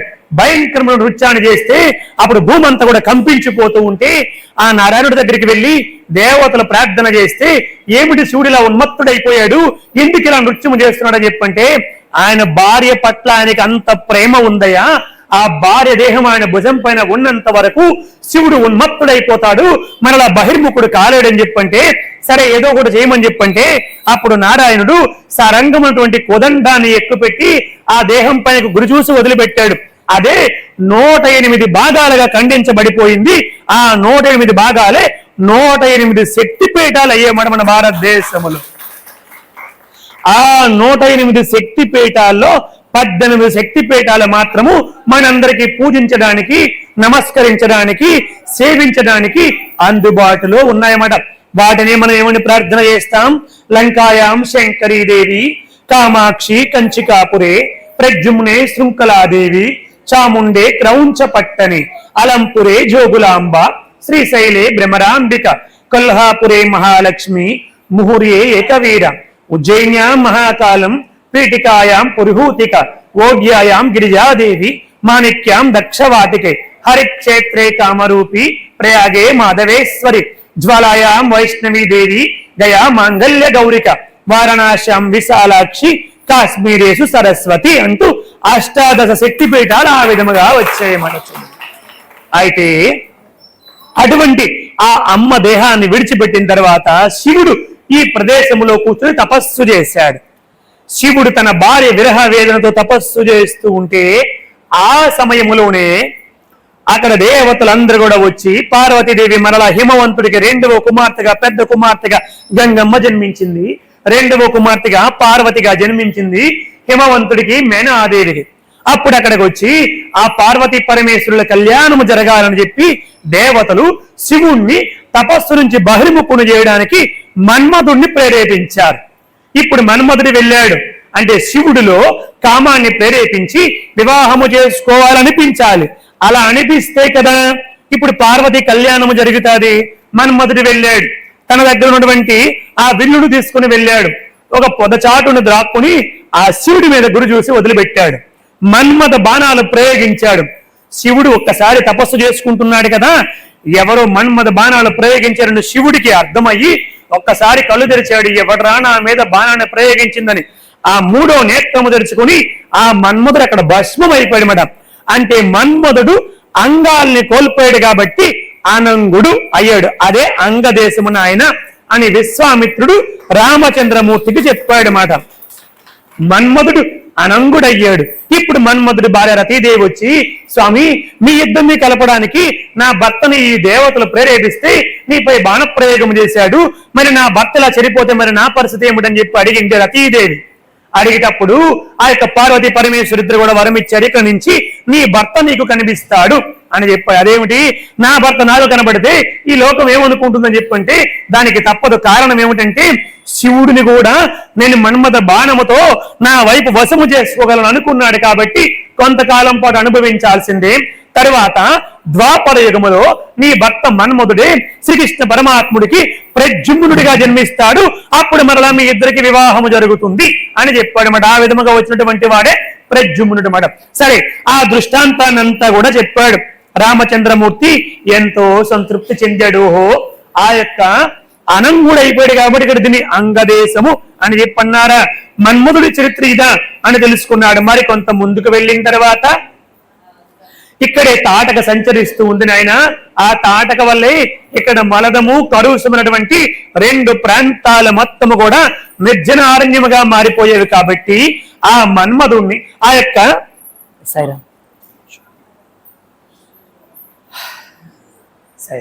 సరే ఇక్కడ తాటక ఉండడం వల్ల ఈ ప్రదేశం అంతా ఈ విధముగా అయిపోయింది కాబట్టి ఆ తాటకని సంహారం చే అని చెప్పి అన్నాడు.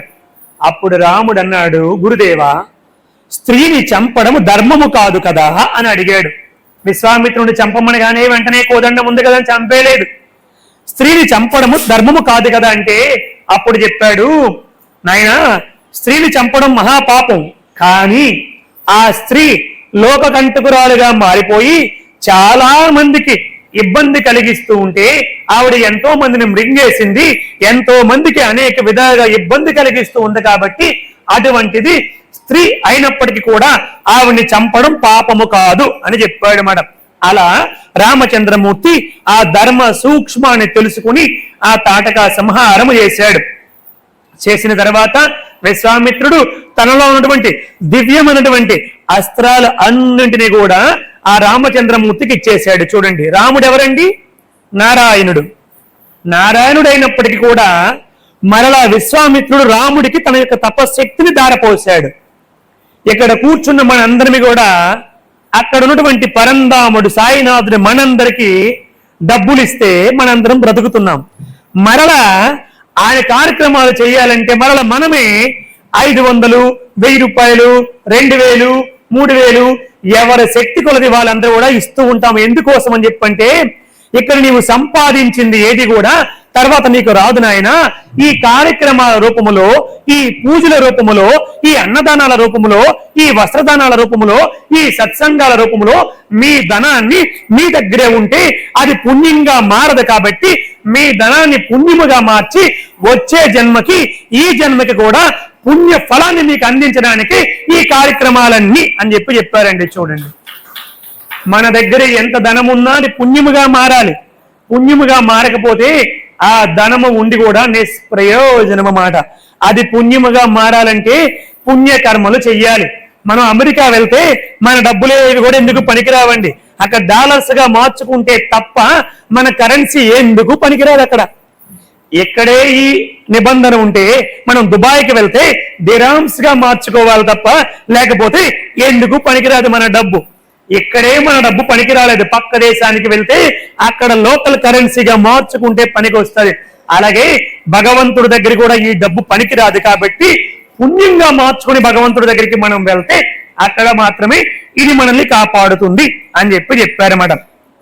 తర్వాత తాటక సంహారం చేసిన తర్వాత ఆ దివ్యాస్త్రాలన్నీ కూడా స్వీకరించిన తర్వాత సిద్ధాశ్రమానికి వెళ్ళి మారీచుడిని మాత్రము సంహరించకుండా 100 యోజనముల దూరం అవతల సముద్రం వైపు పడేలాగా కొట్టాడు. ఎవరు? శ్రీరాముడు. మారీచుడిని ఎందుకు చంపలేదండి? సుబాహుని సంహరించాడు, రాక్షసులందరినీ కూడా సంహరించేశాడు. కానీ మారీచుడిని మాత్రం చంపలేదు. ఎందుకోసం అంటే రాముడికి ఆ మారీచుడి వల్ల భవిష్యత్తులో ఏమి జరగబోతుందో ముందే తెలుసు మాట. అందుకోసం వాడు ప్రాణాలతో ఉండాలని మారీచుడిని మాత్రం చంపలేదు. 100 యోజనముల సముద్రం అవతల పడేలాగా కొట్టాడు. మొత్తానికి సిద్ధాశ్రమంలో ఆ యాగాన్ని పూర్తి చేశాడు. పూర్తి చేసి అక్కడి నుంచి మిథిలా నగరములో జనక మహారాజు చేస్తున్నటువంటి యాగాన్ని చూడడానికి వెళ్ళాడండి. ఆ యొక్క విశ్వామిత్రుడి వెనకాతల వెళ్ళాడు. అలా వెళ్తూ ఉండగా మార్గ మధ్యములో అనేక ప్రశ్నల్ని వేశాడు. గురుదేవా, ఈ ప్రాంతం ఏమిటి, దీని ప్రాశస్త్యం ఏమిటి, దీని చరిత్ర ఏమిటి, నాకంతా కూడా చెప్పని చెప్పి అడుగుతూ ఉండేవాడు. రాముడు ఎవరండి? నారాయణుడు. నారాయణుడు అయ్యుండి కూడా నరాకారాన్ని ధరించి వచ్చినప్పటికీ, అన్నీ తెలిసినప్పటికీ కూడా ఏమీ తెలియని వాని వలె గురువు దగ్గర అన్ని విషయాలు అడిగి అడిగి అడిగి తెలుసుకున్నాడు. అంటే అర్థం ఏమిటంటే, మనము కూడా కొంచెము చదివితే, కొంచెము తెలిస్తే మొత్తం అంతా కూడా వచ్చేసి అనుకుంటాం. అలా అనుకోకుండా గురువులని, పెద్దలని అడిగి అన్ని విషయాలు తెలుసుకోవాలి అని చెప్పారన్నమాట. రాముడి దృష్టిలో ఈ రామాయణం ఎప్పుడో అయిపోయింది. కృష్ణ పరమాత్ముడు ఏం చెప్పాడండి? యుద్ధం పూర్తి కాకముందే ఆ యొక్క అర్జునుడికి ఏం చూపించాడు? విశ్వరూపాన్ని చూపించాడు. ఇంకా యుద్ధం పూర్తి కాలే. ఎందుకు చూపించాడు? ఆయన ఏమన్నాడంటే, నేను యుద్ధము చెయ్యను అన్నాడు. నకాంక్షే విజయం కృష్ణ నచ రాజ్యం సుఖానిచ కిమ్నో రాజ్యేన గోవింద కిం బోధర్జీవితేనవ అని చెప్పాను. నాకు ఈ రాజ్యం వద్దు, యుద్ధం వద్దు, ఇంతవరకు ఇంతమందిని చంపితే మహా పాపం వస్తుందని చెప్పి అన్నాడు. కానీ ఆయన ఏం చేశాడు? మొత్తం యుద్ధం అంతా అయిపోవడము, భీష్ముడు, కర్ణుడు, ద్రోణుడు, అశ్వత్థామ, కృపాచార్యుడు అందరూ కూడా ఎప్పుడో కృష్ణుడిలో ఐక్యం అయిపోవడం చూశాడు. ఇదేమిటి, అందరూ చచ్చిపోయారు ఏమిటంటే, వీళ్ళందరూ నా చేత ఎప్పుడో సంహరించబడ్డారు. ఆ చచ్చిపోయినటువంటి వాళ్ళని నిమిత్తంగా పెట్టుకొని నిన్ను యుద్ధం చేయమంటున్నాను అంతే అన్నాడు కృష్ణ పరమాత్ముడు. అంతే. ఇప్పుడు అర్జునుడు ఎవరిని చంపినట్టుగా? కృష్ణుడి చేత ఎప్పుడో చనిపోయినటువంటి ఆ కౌరవుల్ని చంపినట్టుగా అర్జునుడు. అలాగే భగవంతుడికి అన్ని ముందే తెలుస్తాయి, కానీ ఏమీ తెలియనట్టుగా ఉంటాడు. భగవంతుడు దృష్టిలో ఇదంతా ఎప్పుడో అయిపోయింది. మనము చేసినటువంటి హనుమాన్ చాలీసా పారాయణ కూడా భగవంతుడు ఎప్పుడో నిర్ణయించాడు. కానీ దానికి కొంతమందిని కర్తలుగా, కొంతమందిని నిర్వాహకులుగా, కొంతమందిని భక్తులుగా, కొంతమందిని సహాయకులుగా ఇచ్చి ఆ ఆనందాన్ని మనకి కలిగిస్తాడు. అంతే. అది భగవంతుడి దృష్టిలో ఎప్పుడో అయిపోతుంది. మనం చేసే ప్రతి కార్యక్రమం కూడా అది ఎప్పుడో ముందే నిర్ణయించబడి ఉంటుంది. అది మీకు తెలియాలంటే భగవంతుడి దృష్టి ఎలా ఉంటుందో ఒక ఉదాహరణ చెబుతాను. వారు ఒకసారి ఒకరింటికి భిక్షకి వెళ్ళారంట. అలా భిక్షకి వెళ్ళేటప్పుడు, ఇప్పుడు ఎవరింటికైనా మనం వెళ్తే ఆ ఇంట్లో మొట్టమొదటి కనిపించేది ఏమిటంటే టెలివిజన్ కదండి. ఎవరింటికైనా ముందు వెళ్ళగానే ఫస్ట్ ఏం కనిపిస్తుంది? టెలివిజన్. బాబా గారు చెప్పారు, అది టెలివిజన్ కాదు, టెలివిషన్ అన్నారు బాబా. కాబట్టి దాన్ని పక్కన పడేయండి అన్నారు. సరే, మనం ఎవరింట్లోనికైనా వెళ్తే వాళ్ళ ఇంట్లో కనుక ఆ ఫ్రంట్ హౌస్ లో దేవుడు తాలూకా చిత్రపటాలు కనబడితే వీళ్ళకి దైవ భక్తి ఎక్కువ అని అర్థం అంట. అలా కాకుండా వాళ్ళ ఇంట్లో అక్కడ రాజకీయ నాయకుల చిత్రపటాలు కనబడితే వీళ్ళకి రాజకీయాలంటే బాగా పిచ్చి అని అర్థం అంట. అలా కాకుండా ఎవరింటికైనా వెళ్ళేటప్పుడు వాళ్ళ తల్లిదండ్రుల ఫోటోలు కనుక కనబడితే వీళ్ళకి తల్లిదండ్రులు అంటే చాలా భక్తి అని అర్థం అంట. అలా కాకుండా మనం ఎవరింటికైనా వెళ్తే భర్త మీద భార్య చేయి వేసుకోవడము, భార్య మీద భర్త చేయి వేసుకుని ఫోటోలు తీసుకుని మన ఇంటి ముందు పెడతారు. చాలా మంది చూస్తూ ఉంటాం, టీవీల మీద, షోకేసుల మీద పెడతారు కదా. అలా పెడితే వాళ్ళంటే వాళ్ళకి చాలా అభిమానం అని అర్థం అంట. సో మరి మీ అందరి ఇంట్లో ఎవరి ఫోటోలు ఉన్నాయో మీకు మీరే ఆలోచన చేసుకోండి. అది నాకు సంబంధించిన విషయము కాదు. ఇప్పుడు స్వామీజీ అక్కడికి వెళ్ళారు. వెళ్ళగానే అక్కడ ఒక అబ్బాయి, ఒక 15 సంవత్సరాల అబ్బాయి టీవీ చూస్తున్నాడు. అందులో క్రికెట్ వస్తుంది. స్వామీజీ అడిగారు, ఒరే నాయన స్కోర్ ఎంత అని అడిగారు. స్వామీజీ కూడా క్రికెట్ అంటే కొంచెం ఇంట్రెస్ట్ మాట. వాడు చెప్పాడు, స్వామి ఆస్ట్రేలియా బ్యాటింగ్ అయిపోయింది. శ్రద్ధగా వినండి బాబు.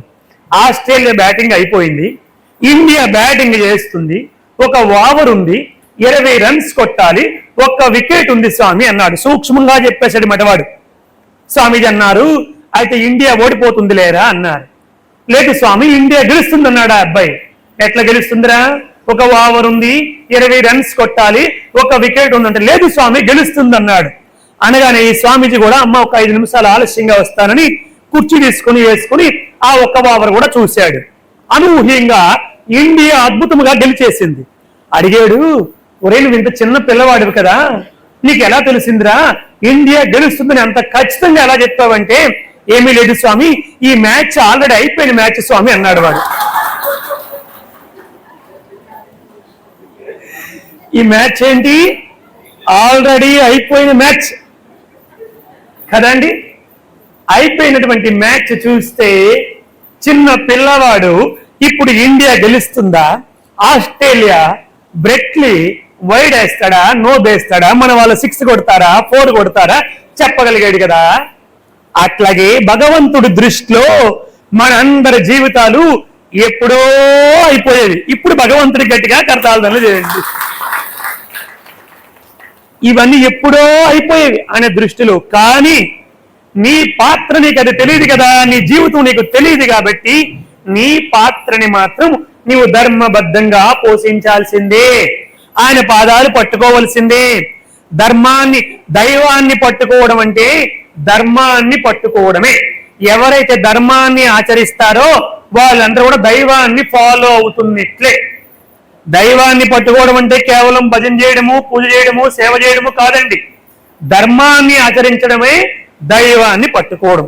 ఎప్పుడు ఎక్కడ ఎలా ప్రవర్తించాలన్నటువంటిది అక్కడ ఉన్నటువంటి సందర్భాన్ని బట్టి ఉంటాదన్నమాట. కాబట్టి రాముడు ఆ విధముగా అనేక విషయాలు అడిగి తెలుసుకున్నాడు. తెలుసుకుని మరి కొంచెం ముందుకు వెళ్ళిన తర్వాత ఈ ప్రాంతం యొక్క విశిష్టత ఏమిటి అని ఏమీ తెలియని వాడు వల్ల అడిగాడు. అడిగితే అప్పుడు చెప్పాడు, నాయన గంగా పార్వతులు ఇద్దరు కూడా ఉన్నారు కదా, ఒకానొకప్పుడు పార్వతీదేవితో కలిసి ఆనందముగా పరమేశ్వరుడు, ఇది కుమార సంభవం, మీరు జాగ్రత్తగా వింటే అర్థమవుతుంది. పార్వతీ పరమేశ్వరుడు ఇద్దరు కూడా వివాహం చేశారు కదా. ఇప్పుడు వాళ్ళే వివాహం అయిన తర్వాత ఒక గృహలోనికి వెళ్ళి 100 సంవత్సరాలు ఆనందముగా విహరించారంట. 100 సంవత్సరాలు ఆనందంగా విహరిస్తూ ఉంటే దేవతలు భయపడి పార్వతీ పరమేశ్వరులు 100 సంవత్సరాల పాటు దివ్యమైనటువంటి ఆనందాన్ని అనుభవించారు. కాబట్టి ఇంతకాలం పాటు క్రీడించిన తర్వాత పుట్టబోయే బిడ్డడు చాలా ప్రమాదకారి అవుతాడు. కాబట్టి దేవతలందరూ బయట ఉండి హరహర మహాదేవ శంభో శంకర్ అంటూ గట్టిగా ఆ భగవంతుని ప్రార్థన చేశారు. శివుడు బయటకు వచ్చేశాడు. రాగానే దేవతలారా ఏం కావాలో కోరుకోండి అని చెప్పంటే పరమేశ్వరుణ్ణి కోరుకున్నారు. నాయన రామచంద్ర, ఇది విశ్వామిత్రుడు రాముడికి చెబుతున్నారు. ఏం కోరారంటే దేవతలు 100 సంవత్సరాల పాటు నువ్వు పార్వతీదేవితో క్రీడించావు. ఇప్పుడు పుట్టబోయే బిడ్డడు ఖచ్చితంగా లోకానికి చాలా ప్రమాదకారి అవుతాడు. కాబట్టి నీలో ఉన్న తేజస్సుని నీలోనే ఇమ్యూట్ చేసుకో, ఇక నుంచి నీవు తపస్సు చేసుకో, నీకు సంతానము లేకుండా అయిపోవాలి అని కోరుకున్నారు దేవతలు. పరమేశ్వరుడు అన్నాడు, సరే సరే నాకు సంతానము లేకుండా అయిపోవాలి అంతే కదా, సరే ఒప్పుకుంటాను. కానీ నాలో ఉన్నటువంటి తేజస్సు 100 సంవత్సరాలు పార్వతీదేవితో కలిసి క్రీడించడం వల్ల అది తన స్థానాన్ని కదిలిపోయి బయటకు వచ్చేసింది. ఇప్పుడు వెనక్కి వెళ్ళడం సాధ్యము కాదు. కాబట్టి ఆ స్థానాన్ని శివుడి యొక్క తేజస్సుని ఎవరు భరిస్తారో చెప్పండి అని అన్నారు. అలా అనగానే వెంటనే ఈ లోకంలో భరించగలిగే శక్తి భూమికి ఒక్కటే ఉంది కాబట్టి భూమిపై వదిలేయండి అన్నారు. అప్పుడు శివుడి యొక్క తేజస్సు భూమిపై వదిలేశాడనమాట. అలా వదిలేస్తే ఆ శివుడి యొక్క తేజస్సులో నుంచి బంగారము, వెండి, రాగి, శీసము, తైలము ఇవన్నీ కూడా శివుడి యొక్క తేజస్సులో నుంచి పుట్టే. మనం ధరించినటువంటి బంగారము రుద్రుడి యొక్క తేజస్సు వల్ల పుట్టినటువంటిది మాట ఈ బంగారం. అలా పుట్టే. ఇప్పుడు భూదేవి భరించలేక గగ్గోలు పెట్టి ఈ శివుడి యొక్క తేజస్సును భరించడం నా వల్ల కావట్లేదు మహాప్రభు అని చెప్పి ఆవిడ గగ్గోలు పెడితే అప్పుడు అందరూ కలిసి ఏం చేయాలని చెప్పి ఆ శివుడి యొక్క తేజస్సును మరలా తీసుకుని అగ్నిదేవుడిలో వాయుదేవుడితో కలిసి నిక్షిప్తము చేశారు. ఇంత లోపలే పార్వతీదేవి ఏం జరిగింది, నా భర్త బయటకు వెళ్ళాడు ఇంకా రాలేదని చెప్పి బయటకు వచ్చింది. పార్వతి బయటకు వస్తే ఈ విషయాన్నంతా కూడా పరమేశ్వరుడు చెప్పాడు. ఏమీ లేదు పార్వతి, మన ఇద్దరికి కలిసి సంతానము కలగకూడదంట. ఈ దేవతలు కోరుకున్నారు, నేను వరాన్ని ఇచ్చాను. మన బిడ్డలు ఏది కోరుకున్నా లోక కళ్యాణం కొరకే కదా, వరాన్ని ఇచ్చాను. నాలో ఉన్న తేజస్సును నాలోనే పెట్టుకోమంటే సాధ్యము కాదని భూమిపై వదిలేశాను. ఇది జరిగిన విషయం అని చెప్పాడు. పార్వతికి విపరీతమైనటువంటి కోపం వచ్చేసి, ఏ తల్లి అయినా ఎవరైనా తల్లి కావాలనుకుంటారు, అటువంటిది నన్ను తల్లి కాకుండా చేస్తారా? ఇక నుంచి మీ దేవతలు ఎవరికి కూడా మీ భార్యల యందు సంతానము కలగకుండా అయిపోదునుగాక అని శాపం పెట్టింది పార్వతీదేవి. అందుకనే అప్పటి నుంచి ఇప్పటి వరకు కూడా దేవతలు ఎప్పుడు కూడా 33 కోట్ల మందే ఉంటారన్నమాట, పెరగలేదు. అప్పటి నుంచి పార్వతీదేవి శాపం పెట్టేసింది. ఇప్పుడు భూదేవి వైపు చూసి, భూదేవి ఏమిటి, నువ్వేమో నా యొక్క భర్త యొక్క తేజస్సును భరించి నాకు సవతిగా మారుతావా? ఇక్కడి నుంచి నీకు కూడా అనేక మంది భర్తలు ఏర్పడుదురుగాక అని భూదేవికి శాపం పెట్టింది. అందుకని ఇప్పుడు భూదేవికి కొన్ని కోట్ల మంది భర్తలు. మీకు ఆశ్చర్యం కలుగుతుంది కదా, ఏమిటి భూదేవికి ఇంతమంది భర్తలు ఏమిటి అని అనుకుంటున్నారు కదా. ఉదాహరణకి మన వెంకన్న గారికి ఎక్కడో ఒక 5 ఎకరాల స్థలం ఉందని అనుకుందాం. అప్పుడు మనం రిజిస్టర్ ఆఫీస్ కు వెళ్ళి చూస్తే ఆ 5 ఎకరాలకి అంతకు పూర్వం ఎవరు భర్త అంటే వాళ్ళ తాతగారు భర్త, ఆ తర్వాత ఎవరు భర్త అవుతారు, వాళ్ళ నాన్నగారు భర్త అవుతారు, ఆ తర్వాత ఎవరు భర్త అవుతారు, ఆ 5 ఎకరాలకి ఆయన భర్త అవుతారు, ఆ తర్వాత ఎవరు భర్త అవుతారు, ఆయన కొడుకు భర్త అవుతాడు, ఆ తర్వాత ఆయన కొడుకు భర్త అవుతాడు. ఒకటే భూమికి ఇన్ని వేల మంది భర్తలు ఎందుకోసం వచ్చారంటే పార్వతీదేవి పెట్టిన శాపం వల్ల ఆవిడికి ఇంతమంది భర్తలు వచ్చారు అని విశ్వామిత్రుడు రాముడికి చెప్పాడండి. చూడండి, కొంతకాలం అయింది, బాగానే ఉన్నారు. ఈ విషయాన్ని తెలుసుకున్నాడండి తారకాసురుడు అన్నటువంటి రాక్షసుడు. ఓహో, పార్వతీ పరమేశ్వరుడికి ఇంకా సంతానము కలగరు అని చెప్పి వాడు భయంకరమైనటువంటి ఉగ్ర తపస్సు చేశాడు. బ్రహ్మదేవుడు ప్రత్యక్షమయ్యాడు. తారకాసురా, ఏం కావాలో కోరుకన్నాడు. నాకు మరణము లేని వరాన్ని కావాలన్నాడు. అది అసాధ్యమునైనా ఇంకేదైనా కోరుకన్నాడు. అయితే రుద్రుడి యొక్క తేజస్సుతో బిడ్డలు పుడితే ఆ బిడ్డడి చేతిలో నేను చచ్చిపోవాలి అని కోరుకున్నాడు. పిల్లలు మరి కలగరు కదా, అందుకోసం కోరుకున్నాడు. ఓహో, శివుడి యొక్క తేజస్సుతో బిడ్డలు కలిగితే వారి చేతిలో మరణిస్తావా? తదాస్తు అన్నాడు. అంతే, నాకు ఎదురు లేదని చెప్పి ఇంకా విజృంభించాడు. సుర సిద్ధ సాధ్య నర కిన్నెర పన్నగ యక్ష చార అసుర విద్యాధర గంధర్వాదులందరూ కూడా బాధ పెట్టుకుంటూ అందరినీ ఇబ్బంది పెట్టాడు. అందరూ నన్నే పూజించమన్నాడు. ఈ తారకాసురుడు పెట్టినటువంటి బాధలు భరించలేక మరల దేవతలందరూ బ్రహ్మదేవుడి దగ్గరికి వెళ్ళారు. బ్రహ్మదేవ, ఈ తారకాసురుడు పెట్టినటువంటి బాధలు మేము భరించలేకపోతున్నాము, కాపాడని చెప్పంటే, నాయన మరి ఏమి చేస్తాం, మీరే కదా శివుడికి సంతానం వద్దని కోరుకున్నారు. మరి ఆ శివుడి యొక్క తేజస్సు భూమిపై పెడితే భూమి భరించలేకపోతే అగ్నిదేవుడిలో పెట్టారు కదా, ఇప్పుడు ఆ అగ్నిదేవుడిలో తేజస్సును తీసుకుని అంటే మరి ఎవరు భరిస్తారు శివుడి యొక్క తేజస్సుని అని అడిగితే, ఆ యొక్క పార్వతీదేవికి సోదరైనటువంటి గంగమ్మలో ప్రవేశపెట్టండి, అప్పుడు పార్వతి కూడా శాంతిస్తుంది, కోపాన్ని పొందదు అని చెప్పంటే అప్పుడు గంగమ్మని ప్రార్థన చేశారు. గంగమ్మ అన్నది, సరే లోక కళ్యాణం కోసం కాబట్టి నేను తప్పకుండా అంగీకరిస్తానని చెప్పంటే ఆ యొక్క రుద్రుడి యొక్క తేజస్సును తీసుకుని వచ్చి గంగమ్మలో ప్రవేశపెట్టారంటే ఈ ఫలదీకరణ చెందినటువంటి విషయము, ఈ టెస్ట్ ట్యూబ్ బేబీ అని ఈనాడు మనం ఏదైతే చెబుతున్నామో ఇది కొన్ని లక్షల సంవత్సరాలకు పూర్వమే ఉంది మన చరిత్రలో. ఆ విధముగా గంగమ్మలో ప్రవేశపెట్టారు రుద్రుడి యొక్క తేజస్సుని. అప్పుడు గంగమ్మ ఎంత చల్లగా ఉండదండి గంగమ్మ. ఎవరైనా కేదార్నాథ్, బద్రీనాథ్, గంగోత్రి, యమునోత్రికి వెళ్తే తెలుస్తుంది మాట. అక్కడ ఎవరైనా బకెట్ నీళ్ళు తీసి పైన పోసుకుంటే వాడు గడ్డగడ్డేస్తాడు అంతే మాట. అటువంటి చల్లని గంగమ్మ కూడా ఆ రుద్రుడి యొక్క తేజస్సు ప్రవేశపెట్టగానే భరించలేక, నాయనా దేవేంద్ర, లోక కళ్యాణం కోసం అంగీకరించాను గాని ఈ రుద్రుడు తేజస్సును నేను భరించలేకపోతున్నాను, నా వల్ల కావడం లేదు, ఇదిగో ఈ హిమవత్ పర్వతాల దగ్గర వదిలేస్తానని చెప్పి ఆ తేజస్సును వదిలేసిందండి.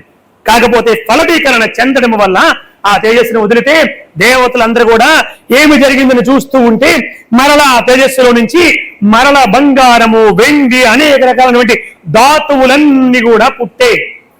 దేవతలందరూ కూడా ఆశ్చర్యముగా భయాందోళనతో చూస్తున్నారు. అక్కడ ఒక చిన్న కేవుమని కేక వినిపించిందండి. అమ్మయ్య, బిడ్డడు పుట్టాడు అనుకుంటూ దేవేంద్రుడు పరిగెత్తుకుంటూ వెళ్ళాడు. దేవతలందరూ కూడా వచ్చారు, ఋషులందరూ కూడా వచ్చారు. ఆ హిమవత్ పర్వత ప్రాంతాల్లో రెల్లు గడ్డిలో పుట్టాడు. ఆ బిడ్డడు పుట్టగానే వెంటనే వచ్చి అక్కడ ఉన్నటువంటి కృత్తికలు పిలిచి, ఓ కృత్తికలారా, ఈ బిడ్డడికి పాలు ఇవ్వండి అని చెప్పి అన్నాడు దేవేంద్రుడు. పాలిస్తే మరి మాకేమిటి అన్నాడు ఈ కృత్తికలు. అయ్యో, ఇక్కడి నుంచి మీ పేరుతోనే ఈ బిడ్డడు కార్తికేయుడు అన్న పేరుతో ఆ చంద్ర తార్కాణం కూడా ఉంటాడని చెప్పంటే ఇప్పుడు 6 తల్లులు కూడా వచ్చి, రా బిడ్డ నా దగ్గర పాలు తాగు, రా బిడ్డ నా దగ్గర పాలు తాగు అన్నాడు. అలా అనగానే ఈ బిడ్డడు కాస్త 6 ముఖాలతో షణ్ముఖుడిగా మారిపోయి 6 దగ్గర కూడా పాలు తాగాడు. అలా వచ్చినటువంటి వాడే షణ్ముఖుడు. అలా చూసి పరమానంద భరితుడయ్యాడు. అలా అగ్నిలో నుంచి వచ్చాడు కాబట్టి స్కందుడు అయ్యాడు. ఇలా వెరసి అతననే మనము సుబ్రహ్మణ్యుడు, కార్తికేయుడు, స్కందుడు, షణ్ముఖుడు అని అనేక పేర్లు వచ్చినటువంటి అద్భుత అవతారమే సుబ్రహ్మణ్య స్వామి స్కందుడి యొక్క అవతారం. గట్టిగా ఒకసారి కరతాళధ్వనులు చేయండి అని రామచంద్రమూర్తికి విశ్వామిత్ర మహర్షి చెప్పాడు. వాడు నాయన, స్కందుడు ఈ విధముగా అవతరించాడు, ఇలా ఎన్నో అవతారాలు వచ్చాయని చెబుతుంటే ఆ స్కందుడినంటే ఆ రుద్రుడి యొక్క తేజస్సుతో పుట్టినటువంటి స్కందుడు మయూర వాహనంపై వెళ్లి ఆ తారకాసురుని సంహారం చేసి దేవతలందరికీ కూడా శాంతిని కలిగించాడు. అందుకని ఆయన మనం ఏమని పాడతాం? మయూర వాహన మురుగా నాద, మయూర వాహన మురుగా నాద,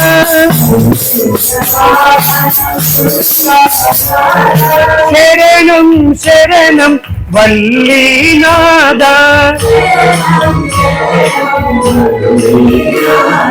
శరణం శరణం వల్లీనాద,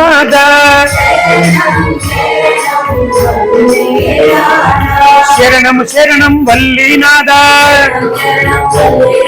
శరణం శరణం వల్లీనాద, శరణం శరణం వల్లీనాద, శరణం శరణం వల్లీనాద,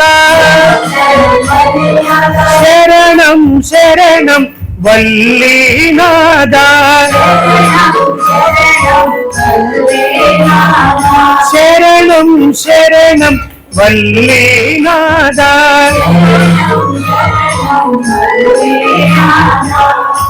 శరవణ బాహే షణ్ముఖ అంటూ మనం ఆయన ప్రార్థన చేస్తూ ఉంటాం. అటువంటి ఆ అవతారం గురించి ఆ రామచంద్రమూర్తి తెలుసుకుని ప్రభు గురుదేవ విశ్వామిత్ర మహర్షి ఎంత గొప్ప చరిత్రని చెప్పేవయ్యా, స్కందుడు ఆ విధముగా అవతరించి తారకాసుర సంహారం చేసి దేవతలందరికీ కూడా శాంతిని కలిగించాడని చెప్పి గురువుకి అనేక సార్లు నమస్కారాలు తెలియపరిచాడు రామచంద్రమూర్తి.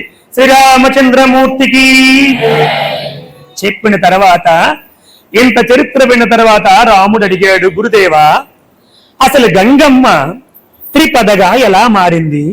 దేవలోకమున్నటువంటి గంగమ్మ మరల ఎలా భూలోకానికి వచ్చింది? భూలోకము నుంచి పాతాళానికి ఎలా వెళ్ళింది? అసలు ఆ గంగమ్మ చరిత్ర ఏమిటో చెప్పు. పార్వతి చరిత్రను చెప్పావు, చాలా సంతోషము గురుదేవా. ఆ గంగమ్మ చరిత్రను కూడా చెబితే నేను పరమానంద భరితుడిని అవుతానని చెప్పి రామ లక్ష్మణులిద్దరు కూడా ముకులిత హస్తాలతో విశ్వామిత్రుని ప్రార్థన చేశారు. అలా చేయగానే ఆ గంగమ్మ చరిత్రను చెప్పడం ప్రారంభించాడు.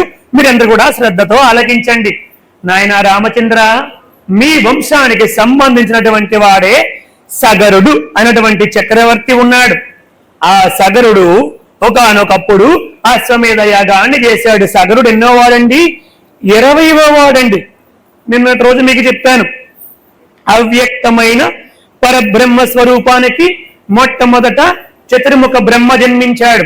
బ్రహ్మ కుమారుడు మరీచి, మరీచి కుమారుడు కశ్యపుడు, కశ్యపుని కుమారుడు సూర్యుడు, సూర్యుని కుమారుడు మనువు, మనువు కుమారుడు ఇక్ష్వాకువు, ఇక్ష్వాకువు కుమారుడు కుక్షి, కుక్షి కుమారుడు వికుక్షి, వికుక్షి కుమారుడు బాణుడు, బాణుడి కుమారుడు అనరణ్యుడు, అనరణ్యుడి కుమారుడు పృథువు, పృథువు కుమారుడు త్రిశంకుడు, త్రిశంకుని కుమారుడు దిందుమారుడు, దిందుమారుని కుమారుడు మాందాత, మాందాత కుమారుడు సుసంధి, సుసంధి కుమారుడు ధ్రువసంధి, ధ్రువసంధి కుమారుడు భరతుడు, భరతుని కుమారుడు అసితుడు, అసితుని కుమారుడు సగరుడు, సగరుడి కుమారుడు అసమంజసుడు, అసమంజసుని కుమారుడు అంశమంతుడు, అంశమంతుని కుమారుడు దిలీపుడు, దిలీపుని కుమారుడు భగీరథుడు, భగీరథుని కుమారుడు కాకుత్సుడు, కాకుత్సుని కుమారుడు రఘువు, రఘువు కుమారుడు ప్రవృద్ధుడు, ప్రవృద్ధుని కుమారుడు శంకనుడు, శంకనుని కుమారుడు సుదర్శనుడు, సుదర్శనుని కుమారుడు అగ్నివర్యుడు, అగ్నివర్యుడి కుమారుడు శ్రీగ్రవేదుడు, శ్రీగ్రవేదుని కుమారుడు మరువు,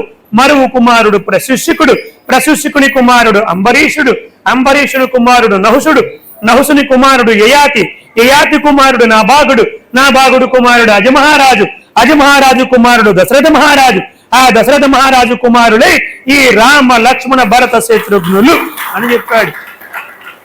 అటువంటి దాదాపు 20వ చక్రవర్తి, సూర్యవంశములో సుమారు 20వ చక్రవర్తి అయినటువంటి సగరుడు, మీ వంశానికి సంబంధించినటువంటి సగరుడు ఒకానొకప్పుడు సంతానము లేక తన భార్య అయినటువంటి కేశినుని సుమతిని తీసుకుని హిమవత్ పర్వత ప్రాంతాలకు వెళ్లి తపస్సు చేశాడు రామచంద్ర.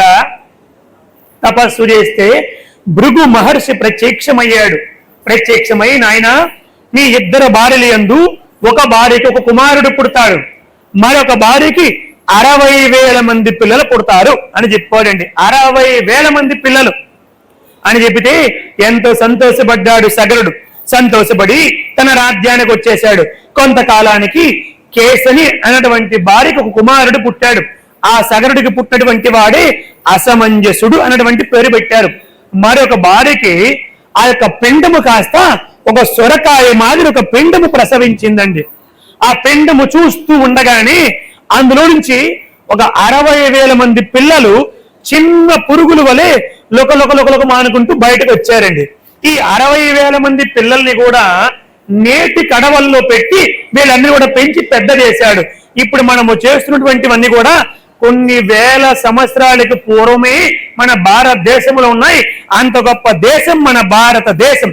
భారత్ మాతాకు, భారత్ మాతాకు, భారత్ మాతాకు. ఇవన్నీ ఎప్పుడో మన వాళ్ళు చెప్పారండి. కౌరవులు కూడా గాంధారి తన పొట్టపై గట్టిగా కొట్టేసుకుంటే కుంతికి బిడ్డలు పుట్టారు, నాకు బిడ్డలు పుట్టలేదని కూడా కొట్టేసుకుంటే ఆ పిండం పుడితే ఆ పిండాన్ని వ్యాసుడు వచ్చి 101 ముక్కలు చేసి ఆ 101 ముక్కల్ని 101 నేటి కుండలాల్లో పెట్టి పెంచితే అలా పుట్టినటువంటి వాళ్ళే 101 మంది కౌరవులు. ఆ మూర్ఖుడైనటువంటి దుర్యోధనుడు మొట్టమొదట పుడుతూనే ఆ కుండని తన్నుకుని పుట్టాడండి. ఆడు పుట్టడమే కుండని తన్నుకుని బయటకు వచ్చాడు మాట. అటువంటి వాడు దుర్యోధనుడు. సరే, ఇక్కడికి వచ్చేసరికి ఈ 60,000 మంది పిల్లలు కూడా పుట్టి పెరిగి పెద్దవారు అవుతూ ఉన్నారు. సగరుడు అశ్వమేధ యాగాన్ని చెయ్యాలని సంకల్పించాడు. ఆ యాగాశ్వాన్ని వదిలిపెట్టాడు. అఖండ భూమండలం మొత్తాన్ని కూడా సగరుడు యొక్క ఆధీనంలోనికి వచ్చేసింది. అందరూ ఆయన పరిపాలన అంగీకరించారు. అశ్వమేధ యాగం దాదాపు పూర్తవుతుంది అనగా దేవేంద్రుడు ఏం చేశాడంటే ఆ యాగాశ్వాన్ని అపహరించుకొని పోయి పాతాళ లోకములో కపిల మహర్షి తపస్సు చేస్తూ ఉంటే అక్కడ కట్టేసాడండి. ఇప్పుడు సగరుడు యాగాశ్వం లేకపోతే యాగం పూర్తి కాదని చెప్పి ఈ 60,000 మంది పిల్లల్ని కూడా పంపించాడు. వెళ్ళండి, భూమి అంతా కూడా శోధించండి, ఎక్కడ అశ్వం కనిపిస్తే దాన్ని తీసుకొని రండి అన్నాడు. వీళ్ళు అనేక ప్రాంతాలు తిరిగి పాతాళ లోకానికి వెళ్ళారు. అక్కడ కట్టబడినటువంటి అశ్వాన్ని చూశారు. కపిల మహర్షి తపస్సు చేసుకుంటూ ఉన్నాడు. ఓహో, ఇతను ఎవరో దొంగ సాధువులాగా ఉన్నాడు, మా అశ్వాన్ని తీసుకొచ్చి ఇక్కడ కట్టేసుకొని ఏమీ తెలియనట్టుగా తపస్సు చేస్తున్నాడని చెప్పి 60,000 మంది కూడా కట్టండి, పట్టండి, కొట్టండి, తిట్టండి అని 60,000 మంది వెళ్ళి కపిల మహర్షి మీద పడ్డారు. కపిలుడు ఒక్కసారి ఏమిట్రా అందరూ ఇలా అరుస్తున్నారని కళ్ళు తెరిచాడు. 60,000 మంది కపిలుడి మీదకి వస్తున్నారు. ఒక్కసారి హుం అని హూంకరించాడండి. అంతే, 60,000 మంది కూడా 60,000 బూడిద కుప్పలుగా మారిపోయి భస్మం అయిపోయారన్నమాట. 60,000 మంది అంతే. కపిలుడు మళ్ళా నిశ్చలంగా తపస్సు చేసుకోవడం మొదలు పెట్టాడండి. ఏమిటి వెళ్ళినటువంటి వాళ్ళు ఇంకా రాలేదని చెప్పి సగరుడు తన కొడుకైనటువంటి అసమంజసుడికి నహర బహిష్కరణ విధించాడు. కాబట్టి ఆయన కొడుకైనటువంటి అంశమంతుడిని పంపించాడు. ఇప్పుడు అంశమంతుడు వెళ్ళాడు, యాగాశ్వాన్ని చూశాడు. ఇక్కడ 60,000 మంది బూడిద కుప్పలు కూడా చూశాడు. చాలా బాధపడి ఈ కపిల మహర్షికి నా తమ్ముళ్ళు నా పినతండ్రులు ఏదో చేసి ఉంటారు, ఆయనకు కోపం వచ్చి ఉంటాది, అందుకే ఇలా భస్మం అయిపోయారని చెప్పి చాలా బాధతో ఆ యాగాశ్వాన్ని తీసుకుని వస్తూ ఉంటే గరుత్మంతుడు ప్రత్యక్షమై, నాయన ఈ 60,000 మంది పైన కూడా దేవలోకం ఉన్నటువంటి గంగమ్మను తీసుకుని వచ్చి వీళ్ళ మీద ప్రవహింపజేస్తేనే వీళ్ళకి ఉత్తమ గతులు కలుగుతాయి, లేకపోతే అంతవరకు వీళ్ళు ప్రేతాత్మలుగా ఇక్కడే ఉంటారు అని చెప్పాడు గరుత్మంతుడు. ఇప్పుడు అంశమంతుడు యాగాశ్వాన్ని తీసుకుని సగరుడికి అప్పచెప్పాడు. ఇది జరిగిన విషయము తండ్రి అని చెప్పాడు. అయ్యయ్యో, పాతాళములో 60,000 మంది బూడిద కుప్పల్లాగా పడి ఉన్నారా అని చాలా బాధపడ్డాడు. కానీ గంగమ్మను తేవడానికి ఏ ప్రయత్నము చేయలేదు. సగరుడు అయిపోయాడు, అసమంజసుడు అయిపోయాడు. అంశమంతుడు 32,000 సంవత్సరాలు తపస్సు చేశాడు కానీ గంగమ్మ కనికరించలేదు. అంశమంతుడి కొడుకు దిలీపుడు వచ్చాడు. ఆయన ఏ ప్రయత్నము చేయలేదు. ఆ దిలీపుడి కొడుకే భగీరథుడు. అంటే 5 తరాలు అయిపోయినాయి. భగీరథుడు వచ్చాడు. ఈ భగీరథుడు మాత్రము ఎలాగైనా గంగమ్మని భూలోకానికి తెప్పిస్తాను, నా పూర్వీకులకి ఉత్తమ గతులు కలిగిస్తానని చెప్పి భయంకరమైనటువంటి భక్తితో తపస్సు చేశాడు. ఉగ్ర తపస్సు చేశాడు. ఆహారాన్ని కూడా స్వీకరించకుండా గొప్ప తపస్సు చేస్తే బ్రహ్మదేవుడు ప్రత్యక్షమై, నాయనా నీ తపస్సుకు మెచ్చుకున్నాను, కోరుకో, ఏం కావాలంటే గంగమ్మ ప్రవహించాలి, పాతాళానికి వెళ్ళాలంటే గంగమ్మ భూమి మీదకి వస్తే ఈ భూమి బద్దలైపోతుంది నాయన, గంగమ్మని ఎవరు భరిస్తారని అడిగాడు.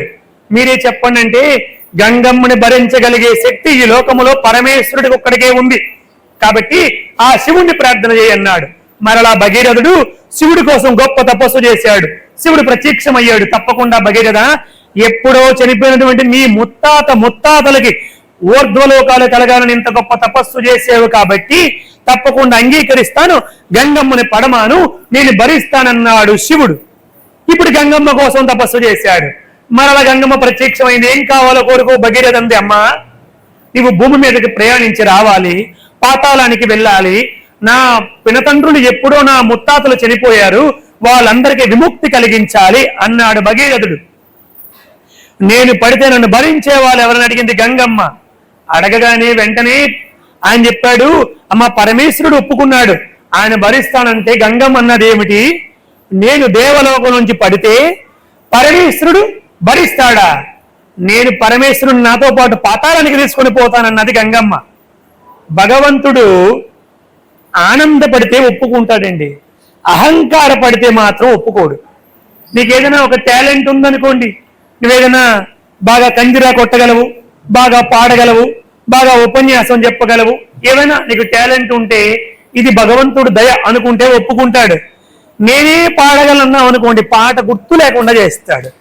నేనే మాట్లాడగలన్నావు అనుకోండి, నీకు అసలు ఒక్క ముఖ కూడా రానివ్వడు భగవంతుడు.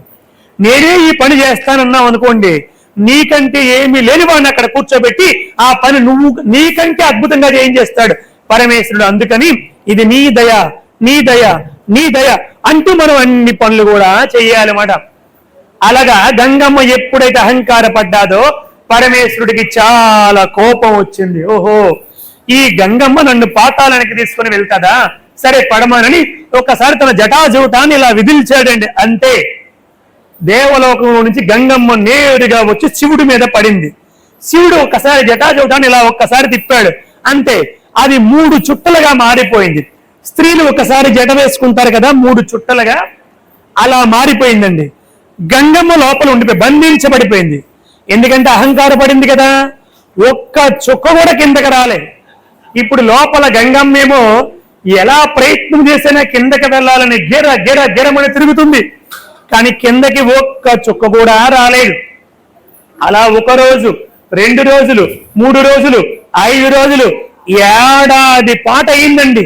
ఈలోపు గంగమ్మకి నేను అనవసరంగా శివుడిని పాతాళానికి తీసుకుని వెళ్ళిపోతానని అహంకరించాను, నాకు తగిన శాస్తి జరిగింది అనుకుంది గంగమ్మ. భగీరథుడేమో, పరమేశ్వర, ఆ గంగమ్మ చేసిన తప్పుకి నీవు బయటికి గంగమ్మని వదిలిపెట్టకపోతే నా తల్లిదండ్రులు, నా పూర్వీకులు ఏమవుతారు, ఎప్పుడు వాళ్ళకి శాప విముక్తి కలుగుతుంది, పరమేశ్వర దయచూపి గంగమ్మని వదిలిపెట్టు అని భగీరథుడి ప్రార్థన చేస్తే శివుడు తన జటాజూటములో నుంచి ఒక్క పాయని తీసి వదిలేడండి. అలా వదిలితే అది హిమవత్ పర్వత ప్రాంతాల దగ్గర బిందు సరోవరంలో పడి అక్కడి నుంచి ప్రయాణం చేసి అఖండ గంగా నదిగా మారింది. అలా ఈ భూలోకానికి వచ్చినటువంటిదే గంగమ్మ అని చెప్పాడండి. ఇప్పుడు ఇంకా ఉందండి, ఇప్పుడు శివుడు యొక్క జటాజూటంలో నుంచి పడింది కదా, దేవతలు ఋషులు అందరూ కూడా చూసి, ఆహా ఏమి గంగ, దేవలోకం ఉన్నటువంటి గంగ శివుడి మీద పడి మరలా హిమవత్ పర్వతాల దగ్గర పడిందని అందరూ వచ్చి సంకల్పాలు చెప్పుకొని స్నానము చేసి పరమానంద భరితులు అయ్యారు. ఇప్పుడు గంగమ్మ భగీరథుడి వెనకాతల ప్రయాణమై వెళ్తూ ఉంది. ఎక్కడికి? పాతాళ లోకానికి వెళ్ళాలి.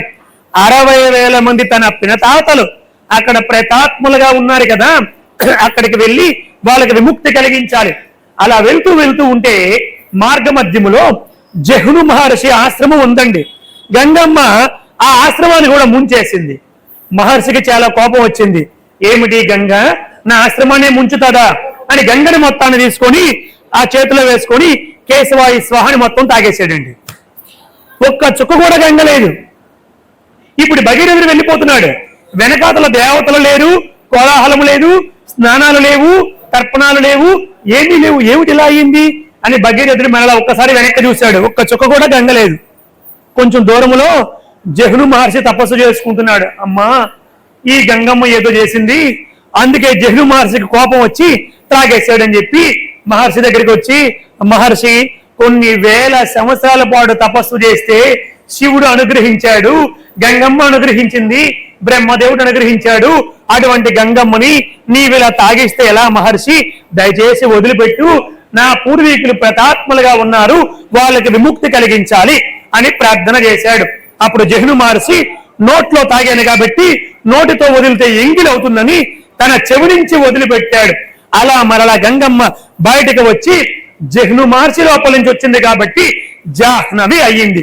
శివుడి మీద పడి మరలా భూమి మీద ప్రయాణించింది కాబట్టి శివగంగ అయ్యింది. దేవలోకంలో నుంచి వచ్చింది కాబట్టి దేవగంగ అయ్యింది. ఆకాశంలో నుంచి వచ్చింది కాబట్టి ఆకాశగంగ అయ్యింది. శివుడికి మరొక పేరు రుద్రుడు కాబట్టి రుద్రగంగ అయ్యింది. ఇలా గంగమ్మకి అనేక పేర్లతో వచ్చి ఆ భగీరథుడి వెనకాతల వెళ్ళింది కాబట్టి భాగీరథి అయ్యింది. ఇలా పాతాళానికి వెళ్ళి సగరపుత్రుల యొక్క 60,000 మందికి కూడా విముక్తిని కలిగించి అక్కడి నుంచి ఎవరైనా యాక్సిడెంట్ లో గాని ఆత్మహత్య చేసుకొని గాని ఎవరైనా భగవంతుడు ఇచ్చినంత ఆయుష్ ఉండకుండా ప్రేతాత్మలుగా మారిపోతే అటువంటి వాళ్ళకి గంగ దగ్గరికి వెళ్ళి తర్పణాలు పెడితే వాళ్ళకి విముక్తి కలుగుతుంది అని గంగమ్మ ఈ లోకానికి అనుగ్రహించింది. ఇది నాయన గంగమ్మ చరిత్ర. అలా ఆ గంగమ్మ దేవలోకంలో నుంచి భూలోకానికి వచ్చి మరలా పాతాళానికి వెళ్ళి అందరినీ అనుగ్రహించింది అని చెప్పాడు. చెబితే రామచంద్రమూర్తి ఎంతో సంతోషపడ్డాడు. మహర్షి, ఎంత గొప్ప చరిత్రను చెప్పావు, ఎక్కడ గంగమ్మ, ఎక్కడ దేవలోకము, ఆ భగీరథుడు చేసినటువంటి ఆ తపస్సుకు మెచ్చుకుని మరలా పాతాళానికి కూడా వెళ్ళి అనుగ్రహించిందని ఎంతో సంతృప్తి చెందాడంటే దీని ద్వారా తెలియవచ్చింది ఏమిటంటే తపస్సు ద్వారా, సాధన ద్వారా, దీక్ష ద్వారా, సంకల్ప బలము చేత దేనినైనా సాధించవచ్చు అని భగీరథుడు మనకి తెలియపరిచాడు. మీరందరూ కూడా ఈ దీక్షా కాలములో మీకు ఏదైతే కోరిక ఉందో, ఏదైతే అవసరం ఉందో, ఏదైతే సంకల్పం ఉందో దానిని తప్పకుండా మీరందరూ కూడా సాయినాథుడి యొక్క దివ్య అనుగ్రహం చేత తప్పకుండా సాధించి తీరతారు అని మనకి రామాయణం ద్వారా అర్థమవుతుంది మాట. సాధన చెయ్యాలి. సాధన చేయకుండా సెల్ ఫోన్లు చూసుకుంటే భగవంతుడు వచ్చి అనుగ్రహించడు. గుర్తుపెట్టుకోండి, సాధనకే భగవంతుడు సంతృప్తి చెందుతాడండి. సాధన చేయకుండా వాచా వేదాంతానికి గాని కాలాన్ని వ్యర్థము చేస్తూ ఉంటే అటువంటి వాడికి భగవంతుడు ఎప్పటికీ కూడా అనుగ్రహించడు. కానీ మనమేమంటామంటే వారిని చూసి వీటిని చూసి వాడు సాధన చేయలేదు, వీడు సాధన చేయలేదు. సాధన ప్రారంభించాల్సింది మన దగ్గర నుంచే. వ్యక్తి మారితేనే సమాజము మారుతారు. దానికి సంబంధించిన ఒక విషయాన్ని చెప్పి నేను ముగిస్తాను. ఒక తండ్రి కంప్యూటర్లో చక్కగా ఒక వర్క్ చేసుకుంటున్నాడు. ఇప్పుడు అందరూ కూడా వర్క్ ఫ్రమ్ హోమ్ కదా. వర్క్ చేసుకుంటే ఆ చిన్న పిల్లవాడు వెళ్ళి నాన్నగారు ఆ గేమ్ పెట్టండి, ఈ బొమ్మలు పెట్టండి, ఆ ఆటలు పెట్టండి అని చాలా అల్లరి పెడుతున్నాడంట. అప్పుడు తండ్రికి చాలా కోపం వచ్చి నా వర్క్కి వీడు చాలా ఇబ్బంది కలిగిస్తున్నాడని చెప్పి ఆ పక్కనే ఒక ప్రపంచ పటం ఉందంట, వరల్డ్ మ్యాప్. ఆ పిల్లవాడికి ఇచ్చి ఒరే దాన్ని బాగా చింపేరా అన్నాడంట. చింపడం ఎంతసేపు అండి, వాడు టకాటకామని చింపేశాడంట. ఆ తండ్రి అన్నాడు అది ఎలా ఉన్నది అలా అతికించేరా అన్నాడంట. తండ్రి అనుకున్నాడు వీడి ఇంక అందులో పడతాడు, వీడికి చాలా టైం పడుతుంది, నేను హాయిగా నా వర్క్ నేను చేసుకుంటాను అనుకున్నాడు. వాడు ఒక్క నిమిషంలో నాన్నగారు అతికించేసానండి అన్నాడు. అరే ఎలా అతికించేవరా?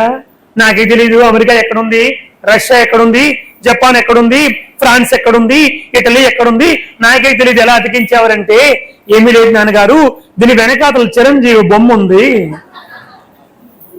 ఆ చిరంజీవి బొమ్మకి తల ఎక్కడ పెట్టాలో, కాళ్ళు ఎక్కడ పెట్టాలో, చేతులు ఎక్కడ పెట్టాలో అన్ని పెట్టేసి ఇటు పక్క తిప్పితే ప్రపంచ పటం కరెక్ట్ గా వచ్చేసింది నాన్నగారు అని చెప్పాడు. అంటే వ్యక్తి కరెక్ట్ గా ఉంటే ఈ ప్రపంచం కరెక్ట్ గా ఉంటుంది. మనము మారితే మనల్ని చూసి సమాజం మారుతుంది. మనము మారకపోతే ఈ సమాజం ఎప్పటికిలాగే ఉంటది. కాబట్టి మారవలసింది మనం.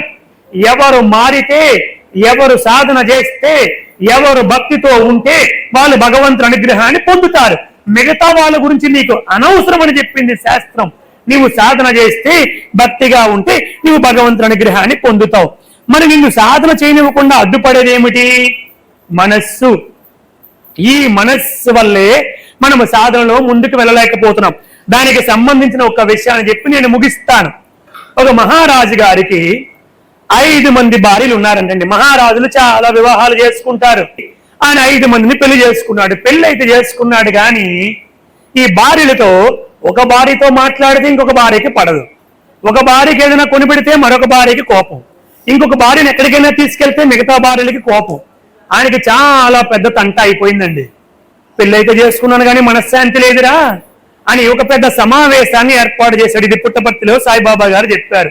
ఒక పెద్ద సమావేశాన్ని ఏర్పాటు చేసి అనౌన్స్మెంట్ చేయించాడు. ఏమంటే, మీలో భార్యను జయించినటువంటి వాళ్ళు ఎవరైనా ఉంటే వాళ్ళకి గొప్ప సన్మానము చేస్తానని చెప్పాడు. ఎందుకంటే వాడి ద్వారా భార్యని ఎలా జయించవచ్చో తెలుసుకోవచ్చు అనుకున్నాడు మహారాజు.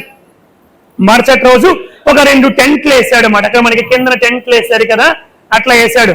ఒరే నాయన, మీలో భార్యను జయించిన వాళ్ళందరూ కూడా వెళ్ళి ఈ టెంట్ లో కూర్చోండి, భార్య చేతిలో ఓడిపోయిన వాళ్ళందరూ వెళ్ళి ఈ టెంట్ లో కూర్చోండి అన్నాడండి. మహారాజు చెప్పగానే అందరూ కూడా భార్య చేతిలో ఓడిపోయిన టెంట్ లోనికే పరిగెత్తుతున్నారు. మహారాజు చూశాడు, ఏమిటి నేను ఒక్కడిని ఇట్లా ఏడిసి చచ్చానేమో అనుకుంటే నా రాజ్యంలో ప్రజలందరూ ఇట్లాగే చచ్చారా అనుకున్నాడు. అందరు కూడా వెళ్ళారు. వెళ్ళి ఆ టెంట్ లోనే కూర్చున్నారు. ఇంతలోపు మన నాగేశ్వరరావు గారు లాంటి వాడు ఒక అతను లేచాడండి. ఆయన లేచి నేరుగా భార్యని జయించిన టెంట్ లోనికి వెళ్ళి కూర్చున్నాడు. మహారాజు పరమానంద భరితుడై ఆ నాగేశ్వరరావుని ఇలా తీసుకొని రండిరా అన్నారు. ఆయన తీసుకొని వచ్చారు. నాయన, నీకు గొప్ప బంగారం ఇస్తాను, గొప్ప గొప్ప మనులు మాణిక్యాలు ఇస్తాను, చెప్పురా నీ భార్యను ఎలా గెలిచావో చెప్పు అని అన్నాడు.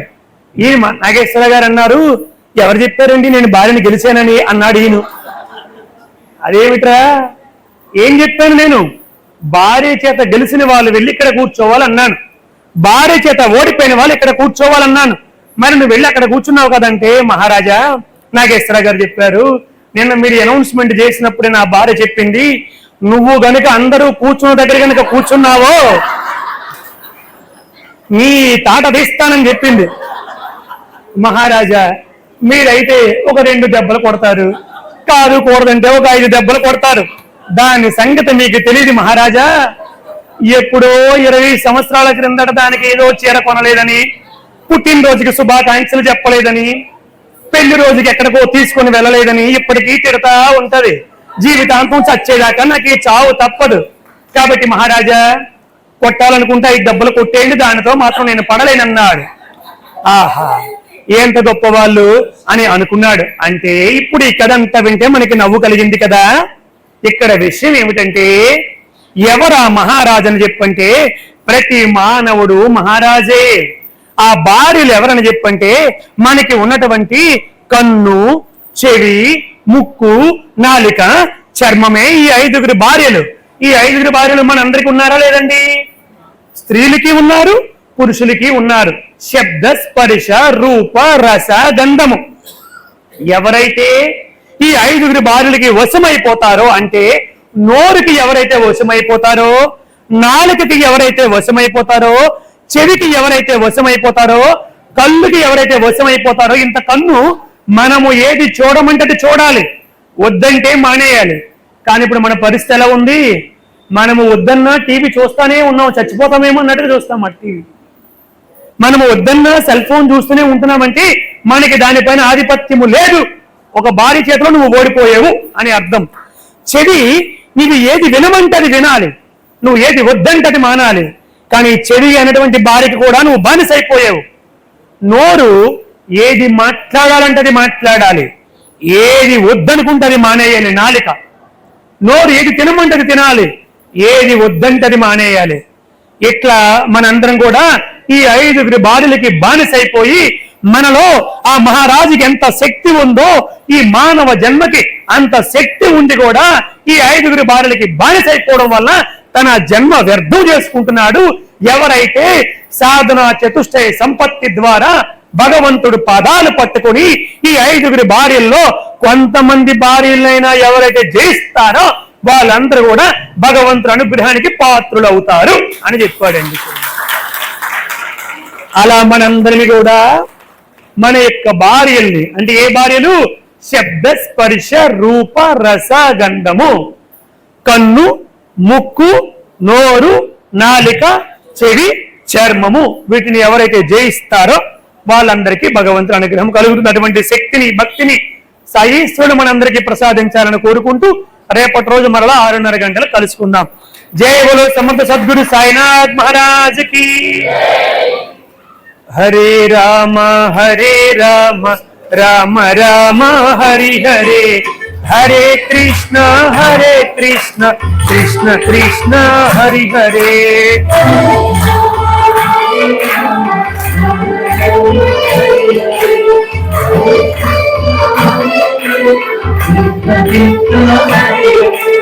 హరే రామ రామ హరి హరే, హరే కృష్ణ కృష్ణ కృష్ణ హరి హరే.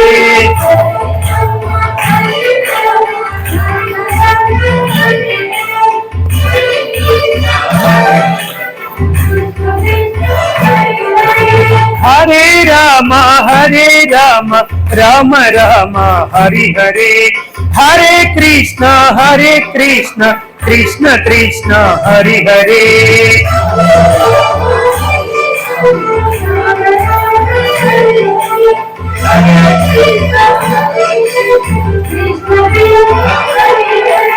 హరే రామ రామ రామ హరి హరే, హరే కృష్ణ కృష్ణ కృష్ణ హరి హరే.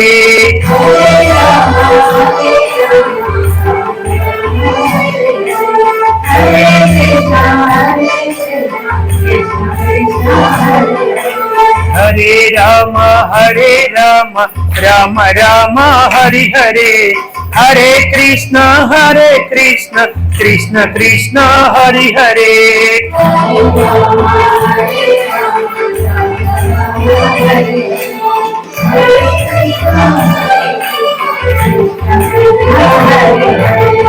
శ్రీరామచంద్రమూర్తికి, సీతామాతకు, లక్ష్మణ స్వామికి, ఆంజనేయ స్వామికి, సమర్థ సద్గురు సాయినాథ్ బాబా మహారాజ్ కి స్వస్తి.